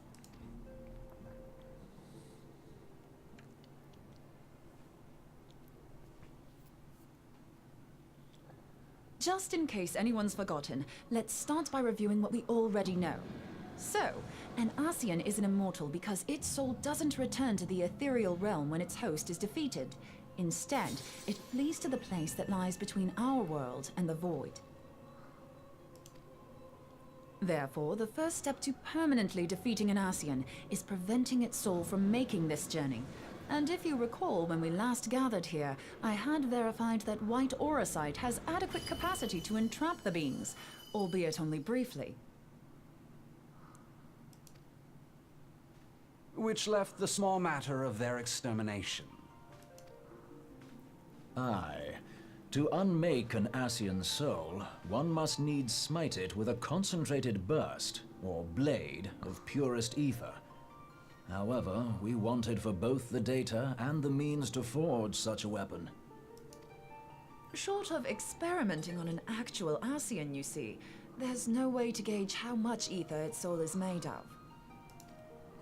As such, we don't know what etheric density our blade needs to have in order for it to work.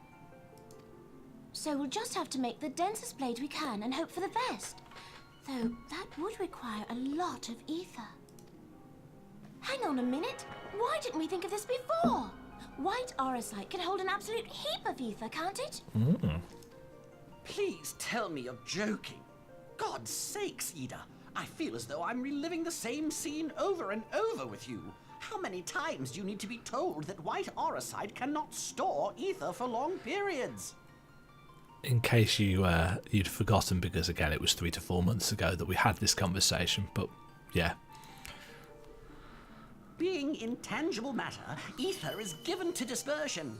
Only in its crystallized form is it a stable source of energy. I will test you later on this, so see to it you do not forget. Right, yes. It's all coming back to me. So our hopes rest on good old crystals again, do they? While they are certainly reliable, they leave something to be desired in the area of portability. Indeed. I am reminded of the quantity of corrupted crystals required to thwart Leviathan, and the extraordinary lengths to which the Lamentsons went to transport them. What if it should prove that a similar quantity was needed to destroy an Ascian's soul? Or still more?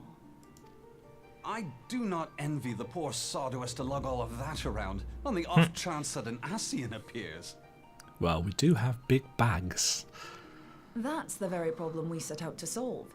And I reckon we've found the answer. If it isn't practical to lug around the ether we need, we'll just have to draw upon another source. Oh? What would that be? And the only viable source is the land. If you mean to tap the great river of ether, know that it will entail considerable risk.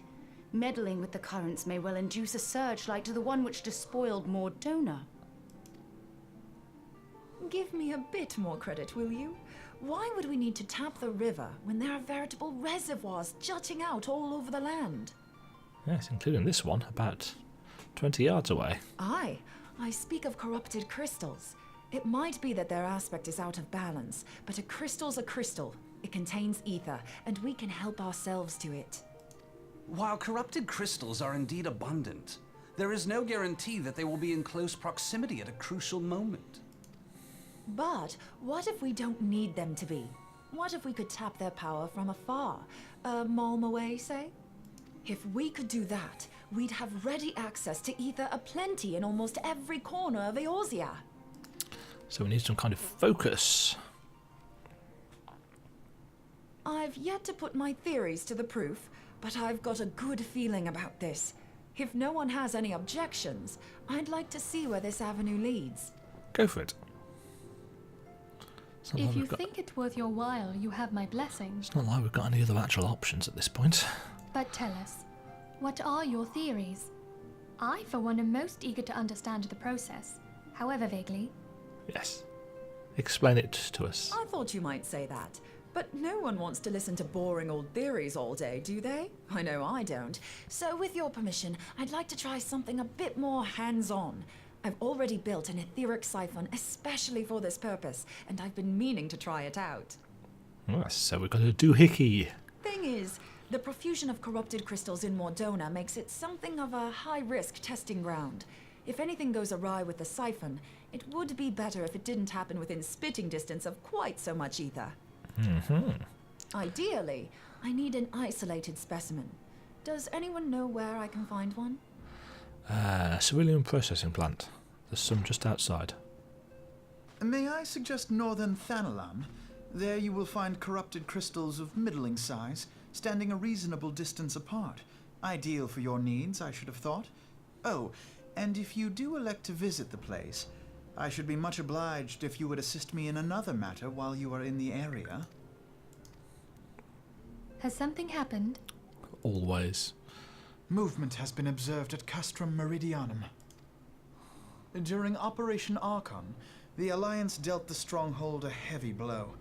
Its facilities were extensively damaged, and its garrison reduced to a fraction of its former strength. Yeah, we did blow up quite a lot of it. Not long after our forces withdrew, however, their ranks were replenished by reinforcements from Castrum's sentry. They now seek to rebuild, and to this end they have their sights set upon the cerulean processing plant. Having lost the Empire's support, the 14th Legion lacks the resources to sustain itself. To them, this is a bid for survival, and they will doubtless fight like desperate men. Though I have dispatched the Crystal Braves, I fear their strength alone may not suffice to stay the Imperial assault. I would request the Scion's aid in the defensive effort. If I didn't know better, I'd say you were trying to inveigle us into fighting your battle with the promise of shiny crystals. Basically, yes. Well then, consider me inveigled. I won't lie, the crystals you speak of sound perfect. I have no so idea the what Guardians inveigled have to means. go. Inveigled. That's not how you spell that. Inveigle. To do something by means of deception or flattery. He inveigled her back to his room. I like that word. I'm going to take note of that.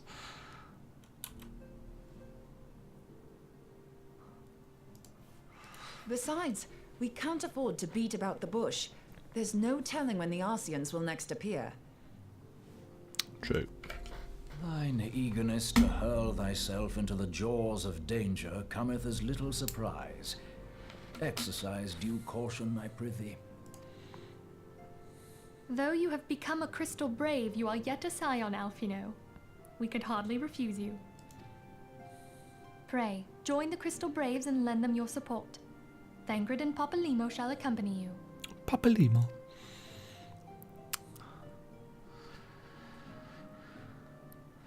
Ida and Yashtola, in the meantime I would have you assist Moonbreeder. Scout out the crystal clusters, that the testing may commence as soon as the Garlean threat has been eliminated. If it please you, I shall continue mine own experiments on white orosite. Thank you, Urianger. Everyone, pray see to your preparations and depart as soon as you are able. Go well, and be safe. The question is, what does Minfilia actually do?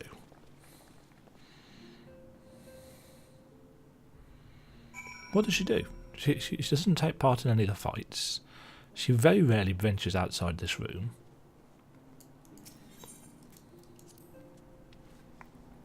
What is her purpose?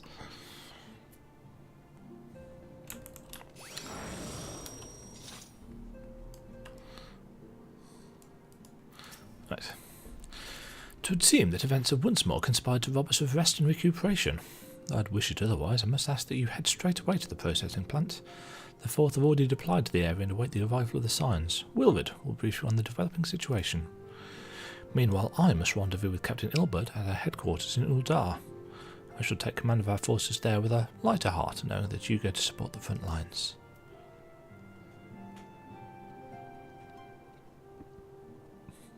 Whoop. Oh. Your duties take you to Northern Thanalan, do they not? We too must say our farewells to the Rising Stones for a time. Flamine travels to Uldar, and we shall serve as her escort. At my daughter's behest, I go to contact certain old acquaintances in the Gilded City. We are beset on all sides by civil unrest and imperial machinations, threatened by primals and troubled dry dragons. We need all the allies we can muster.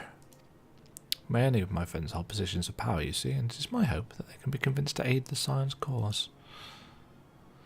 If past events have taught us anything, then we know that Eorza must present a united front, or we shall fall.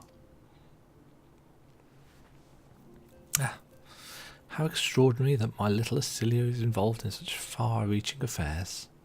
I am proud that I might not stand at her side, not only as mother, but also as a colleague. A colleague with influential connections, but I fear that Uldar has become a place of danger even for one so familiar with her streets. Bah! Woe betide the black of the cemeteries glares in your direction, my lady. Roar! I shall be well protected, it seems. Shall we be on our way, then?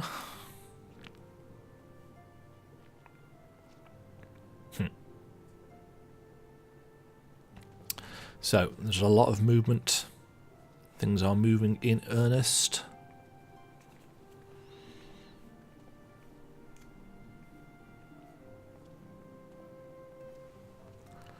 Tracking's a little bit weird on their walking.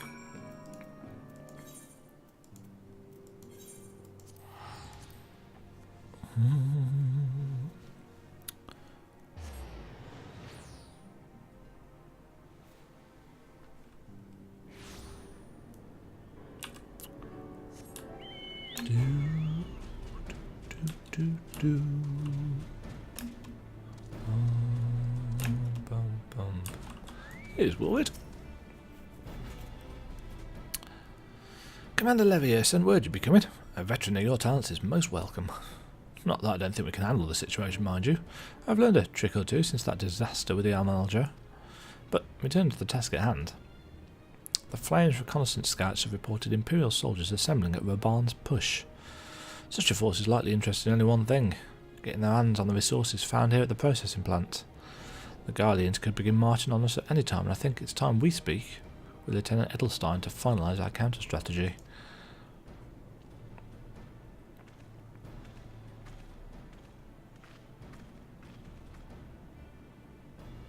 Here he is. We haven't seen him in ages. Sergeant Thornley, my soldiers yet tell tales of your deeds during Operation Arkan. Would that we could sit a while and reminisce about old times. Are the Guardians on the move then? Not as such. The civilian draftsmen have, however, come across several highly suspicious crates within the boundaries of the processing plant. I had my sappers take a closer look and our worst fears were confirmed. These boxes contain powerful explosive devices. Devices of Imperial design, no less. Found inside the plant, you say? But how? We've had guards stationed around the perimeter day and night. It is likely the plant was infiltrated long before the Braves arrived. Ah, Master Thancred, have the signs come in force then? All who could be spared, yes. Now there are likely more with these Imperial explosives about the place, so I suggest we spread out and conduct a thorough sweep of the compound. Considering the volatile nature of ceruleum, allowing even one such device to escape our search may lead us to enjoy a rather uncomfortably close view of a rather spectacular explosion. Right then, I'll pass the word on to the fourth. What exactly should we do with these crates? Should we find them? Bring them here to me. Carefully, mind you. My sappers will render the devices harmless as they did with the first batch we found. Very well. Let's get started, shall we?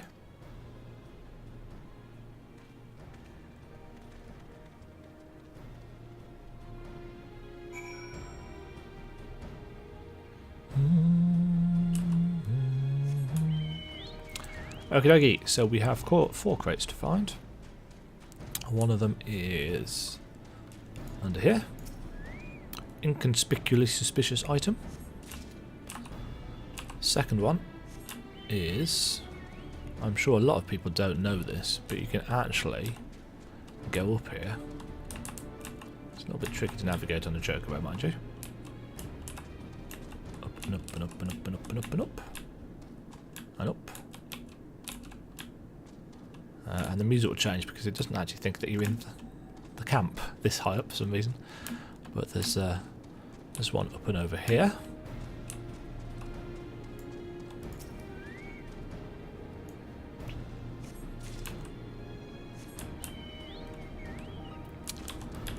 The next one is over here.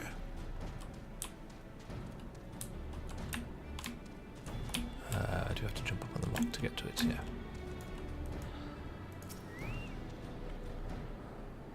And the fourth one.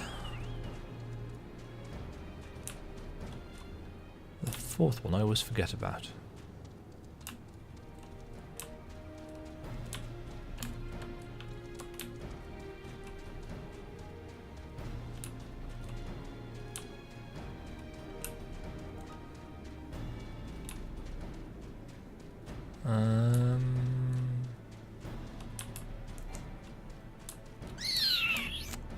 There it is.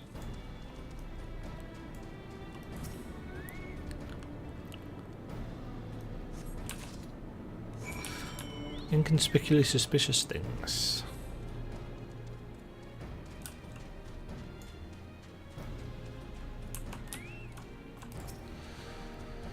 Should you discover any containers that appear out of place, then hand them over to me. The sappers will determine whether or not these objects are explosives, and then disarm them should they prove to be so.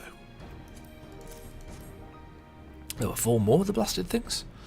I'll have our engineers assemble them at once. Fine work as always, Sergeant.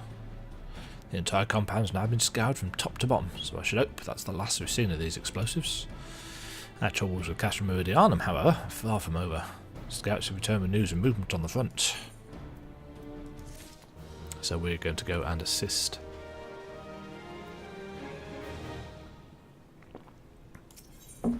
Lieutenant Edelstein wishes to share a report with you concerning the Guardian's movement. We've been keeping a close eye on the Guardian garrison. It would seem the Imperials have finally begun to mobilise. According to the reconnaissance report that just came in, the squads seen leaving the castle were too few in number to effectively take an old-eye position.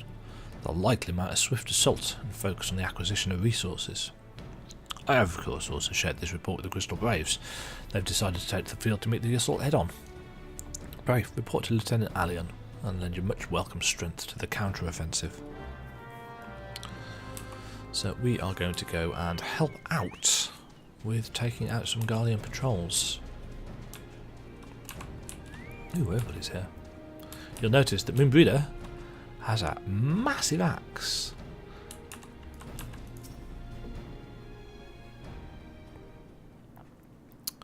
Glad to have you with us, Demajen. As I'm sure Lieutenant Edelstein has explained, the Guardians have deployed a small force from Castra Meridianum. The main column assembles to the north near Dalaman's Talons, but we've also spied several squads attempting to conceal themselves on the approach to the west. Gilbert.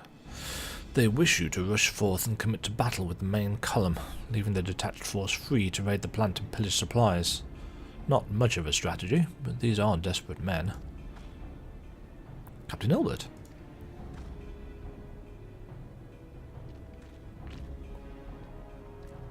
Greetings, sire. I understand the commander bids you and your fellows come lend a hand to the Braves. With such mighty heroes at its disposal, the force should have little trouble contending with anything the Guardians might throw at them. But even you cannot be everywhere at once. The Third was getting restless holed up in Uldar, so I marched them out here to fill any holes in the plant's defences and add their numbers to your counter-attack. The reinforcements are welcome. We have enough soldiers now to divide our own forces and safely engage the enemy far beyond the walls. Aye. It would be best to avoid staging a battle anywhere near this much ceruleum. Let's take this fight to the Guardians. A wise course indeed. I shudder to think of the consequences should any of these storage tanks be exposed to fire. If there are no objections, the Scion shall join the Fourth and give battle to this main column. You're with the Third then, Warrior of Light. Your job will be to intercept these squads hiding out in the west and prevent them from reaching the processing plant. When you're ready to proceed, report to Lieutenant Yuyahase. His scouts should have a rough idea where the Imperials have concealed themselves by now.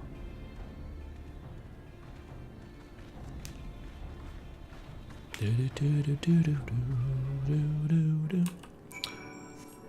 dokie, so we're heading north and west.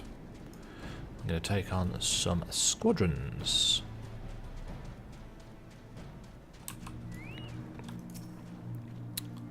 A pleasure to be fighting at your side once more, Scion.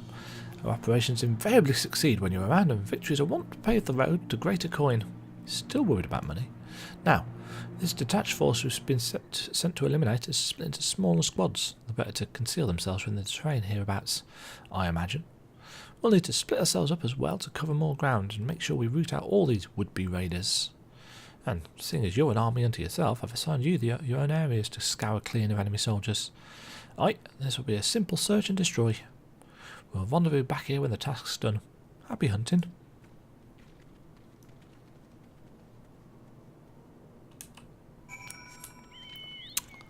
So we are going and setting out on our own.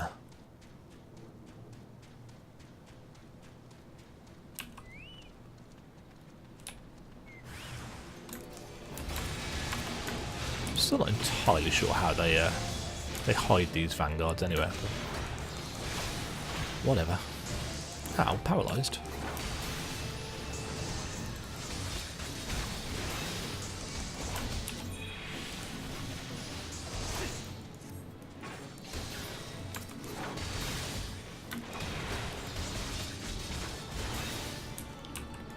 1 patrol, 2 patrol, 3 patrols, 4.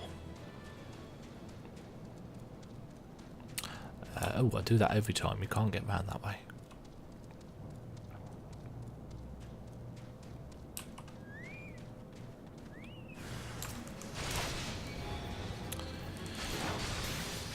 As much as you probably want to AoE here, there's a couple of Earth sprites which are...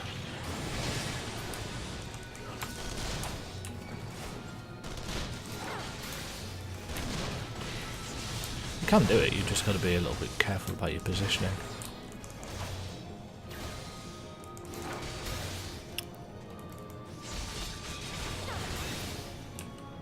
That's 2 down. 1 more to go, if I remember correctly. Grenades!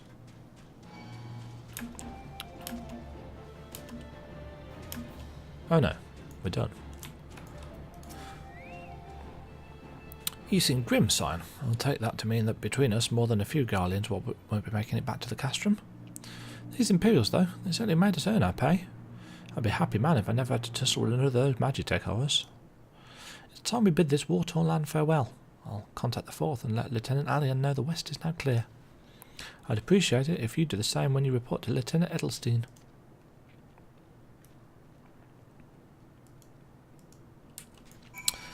Okay, so that is the counter-offensive done. Not particularly epic, unfortunately, that bit.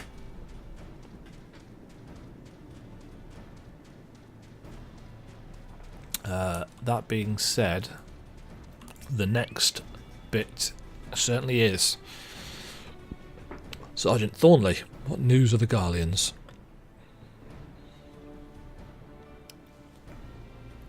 The invading parties are no more then. Excellent. The Amagina engineers. Don't get those two confused. Amagina and Sons is the mining place. The Amagina engineers will be most relieved to hear that the plant is no longer in any immediate danger. Thank you again for your assistance. An uninvited Asian. You must be anxious for word of your fellows. Lieutenant Aliens reported a sound victory over the main column and informed me that the Scions have already turned their attention to other duties. All but one, that is. The Rugadin lady with the large axe. It appears she has chosen to remain at the site of the battle. I know not what task keeps her from returning to civilization, but Northern Thanland's no place to wander alone, even for a capable sort such as her. I certainly feel better about things if you could check in on her before you continue on your way.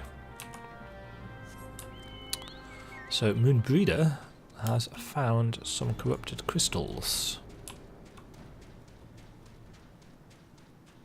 And she's over here.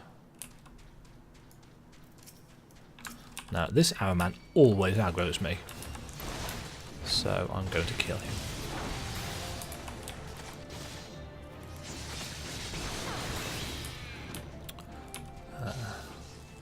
Here we go.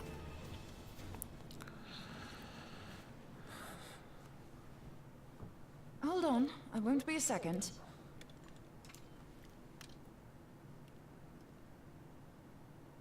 The beast seemed peckish, so I gave it a taste of my axe. I know, as Urianger never tires of reminding me. An axe ill becometh the hand of a scholar. What can I say? I like axes. To hear my mother tell it, I came into this world holding one. And this is why I like Moonbreeder. And it's not as if it stopped me picking up a quill, is it? I often think of the man who introduced me to the joys of learning. He's one of the reasons I decided to come to Eorzea. Him and my excruciatingly stiff childhood friend. Considering how unalike we are, it's a wonder we ever got on. The world's a strange old place, isn't it? So she's talking about Urianger there, if you hadn't worked that out. Aye, that ought to do it.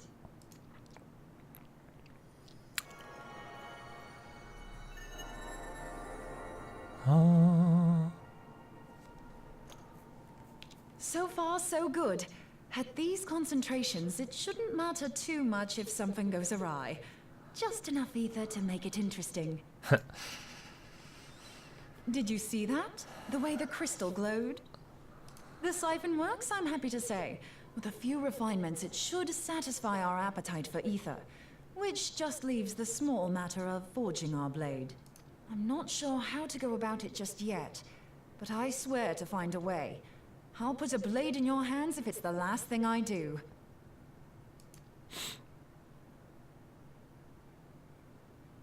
She senses me. A useful talent.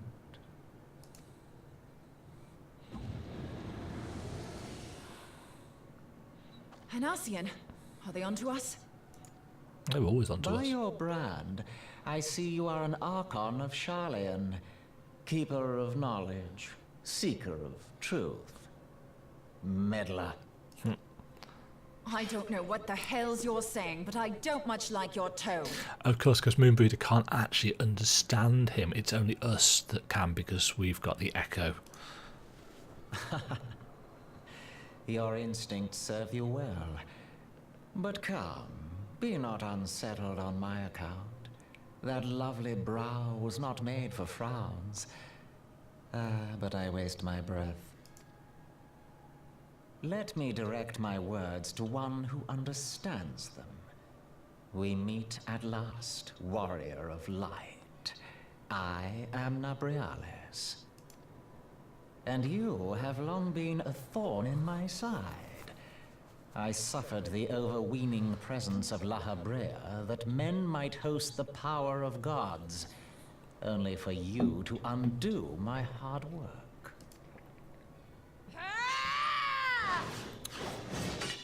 Nope.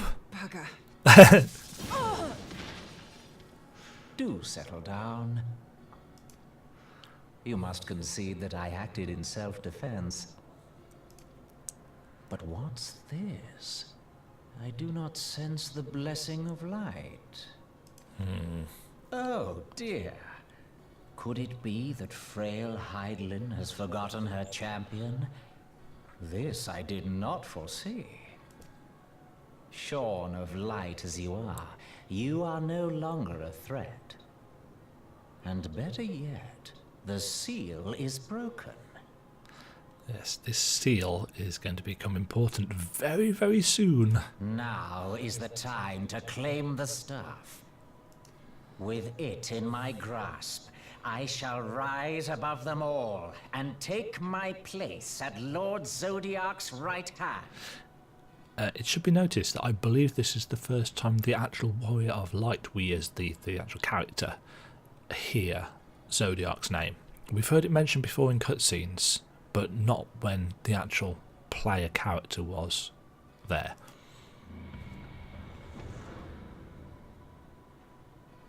What did that bastard want with us? Nothing good. Nabriales, he calls himself. With charm like that, I'll bet he has maidens falling at his feet. Unconscious. But this staff, you say just talking about it had the bastard grinning like a brat on his name day. Must be quite a staff. Wait. Oh, gods. He means Tupsimati, Master Louis Soir's staff. Minfilia's in danger. We have to get back to the Rising Stones. Shit's about to go down. Like, really, really down.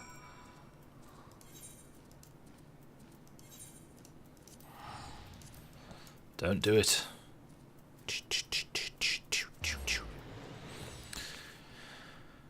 Alright. Ooh. Daytime.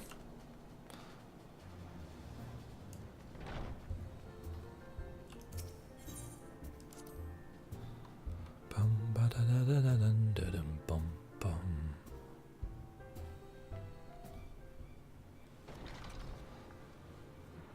You're here. Master Louis Soir's staff is kept in the solo, isn't it?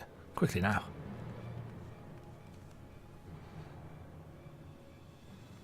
Not entirely sure why there's not some voice acting for this bit. Oh. It's gone. You two. Hi. So, you were able to divine my intent. What now, warrior of light? Ah, but that name is no longer fitting. You have become decidedly dull, and quite incapable of barring my entry. Yes, so it was only the fact that we were the Warrior of Light and we got the blessing that kept him out. What do you mean? You truly do not know? Then I suppose it is only right that I enlighten you. The blessing of light kept you and your fellow meddlers safe. It was that which prevented my kind from entering your domain. My kind, I say, though it had no power over the likes of Elidibus and La Habrea. Being of this world, they could come and go as they please, while I could only look on. Interesting notes. Being of this world, so Elidibus and La Habrea at some point are originating on this particular world. But I need look no longer. Now that the seal is gone, I mean to act. Unlike the others, I am not given to waiting. I shall take that staff and bring about the next rejoining. Rejoining? Then it was your doing. The Isle of Val, the scholars, all of it. Yep.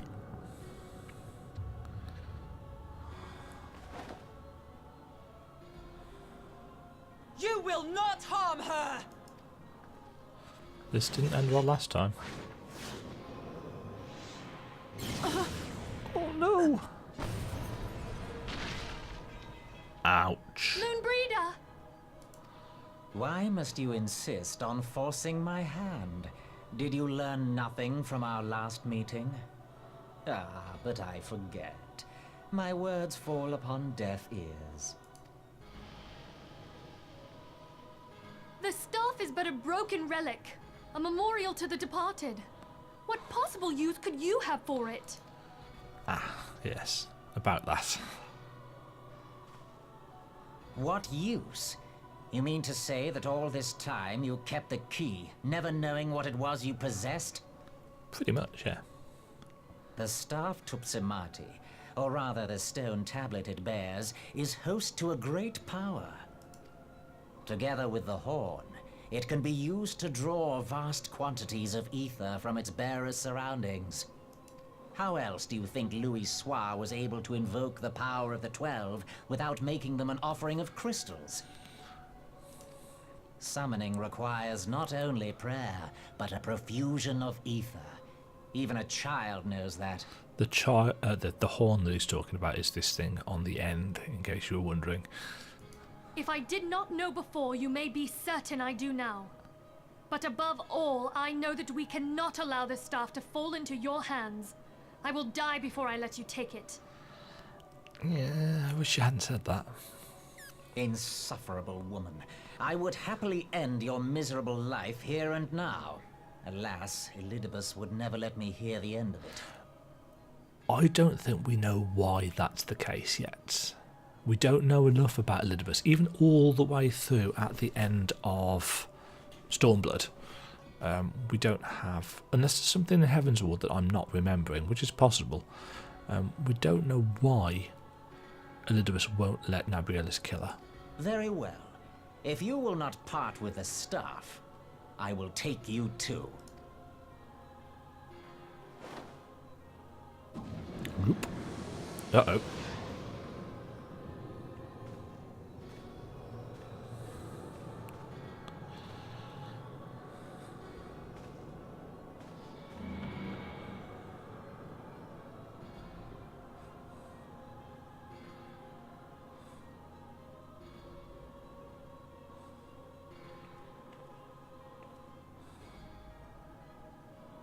After them! Quickly! Before the rift closes! Bum, bum, bum, bum, bum. Right.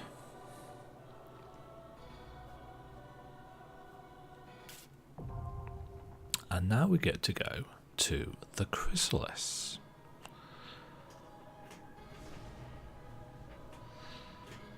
And before we go to the chrysalis, I'm just going to go and stretch my legs and my back. Back in a moment.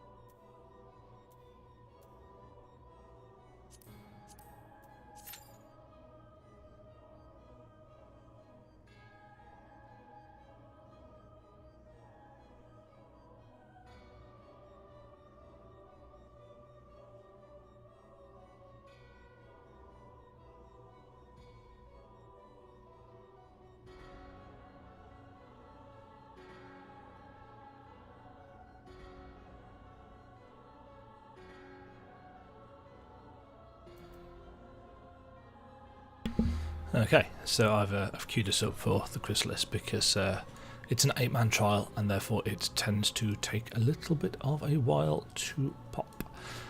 Whilst it looks like there's a certain sense of urgency, obviously it is an MMO, so you can go and do other things during this time.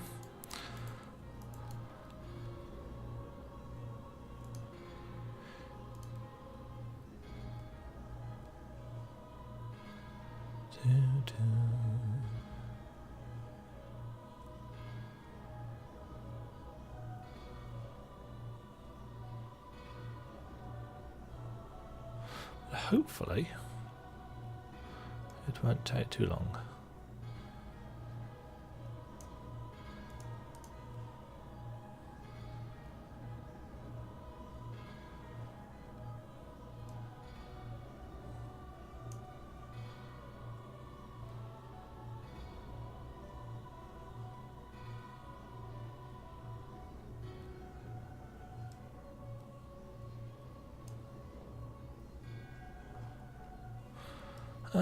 Right. I suppose whilst we're waiting for this, I shall give a little bit of a review of the patch so far. So, the stuff with the Crystal Braves, still ongoing, still not super duper interesting. You do get the feeling, the hint though, that something is not necessarily right with the Crystal Braves. The dead merchant and the weapons and real suspicions do give you a hint that a little bit of foreshadowing that not all is well in the world. Much more interesting though is the the stuff with Midgard Soma and the Keeper of the Lake and poor Moonbreeder over there, who's really not in a good state. Do feel kind of bad just sitting here in a chair whilst we wait for something to happen with that.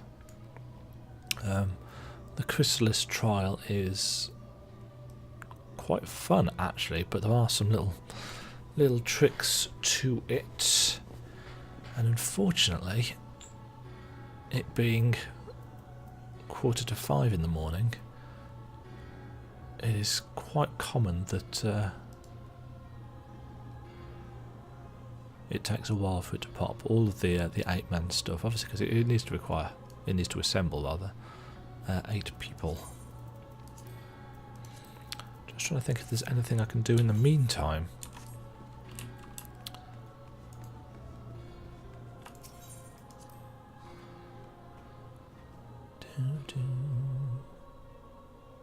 So that's one of the reasons why the solar is Also, there's nobody in here.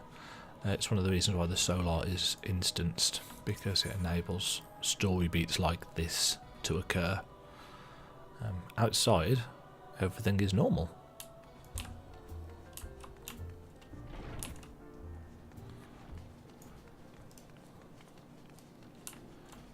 Just going to go and repair our gear while we wait.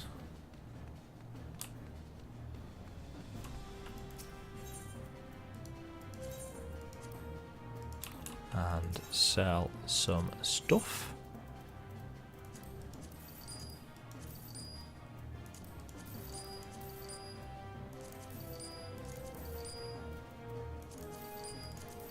Ooh. Oh, sell that.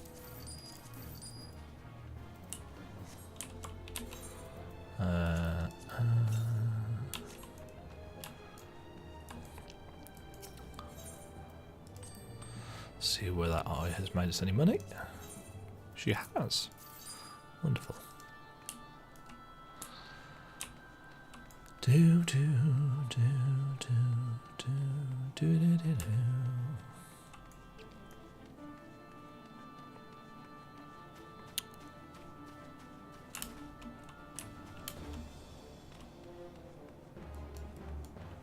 Right. I think what I'm going to end up doing is.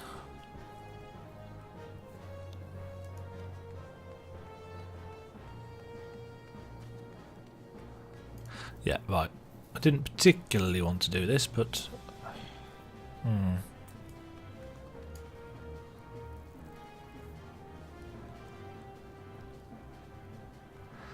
What I'll do is I think I'll put a timestamp on the YouTube video.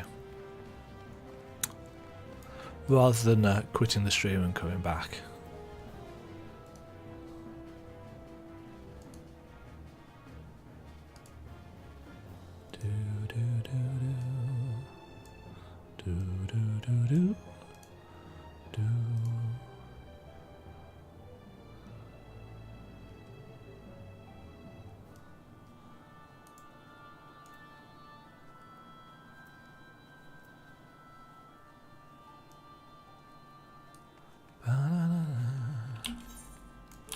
I know what I can do while we wait.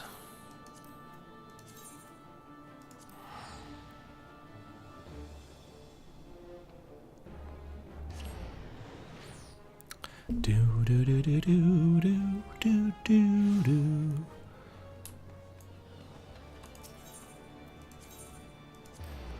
Let's head up to the maelstrom and do some stuff.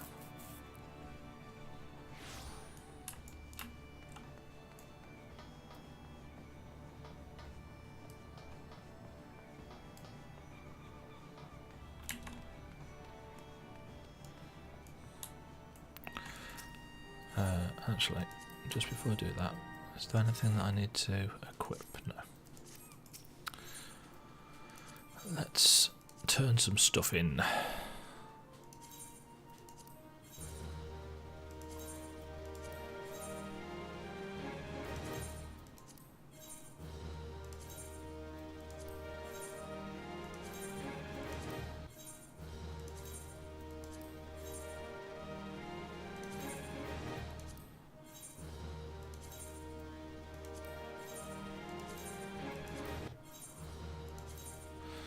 Get quite a lot of seals this way.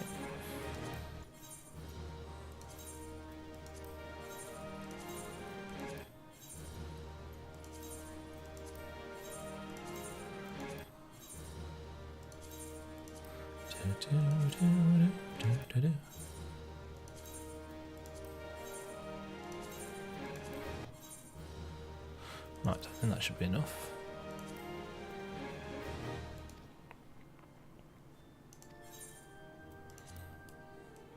Oh, we can't do the thing because we need to go and do the Aurum Vale trial, which is a tad annoying. Still, that has cleared out our army chest a bit. In fact, we may as well continue on handing that stuff in, since we've got all of this stuff. And there's nothing wrong with having a ton of seals handy.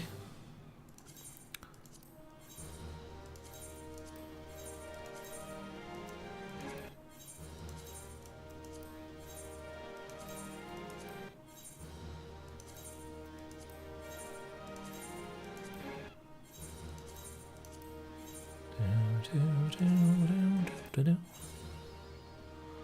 storm of seals.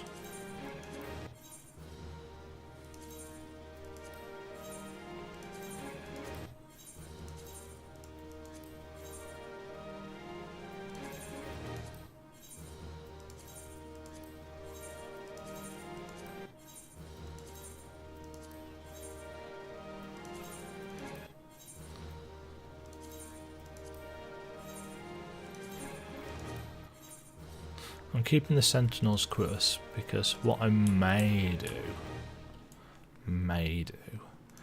is once we get into the 3.0 stuff, I might go and sort ourselves out with some Dark Knight.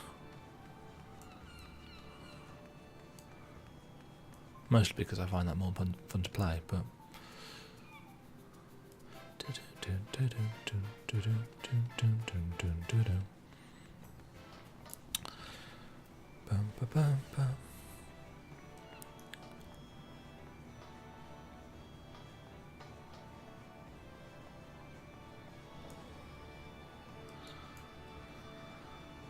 right, I'm going to cut the stream and then we'll come back as soon as the duty pops. Back in a moment, or maybe not a moment. 4:53. Let's see how long this takes.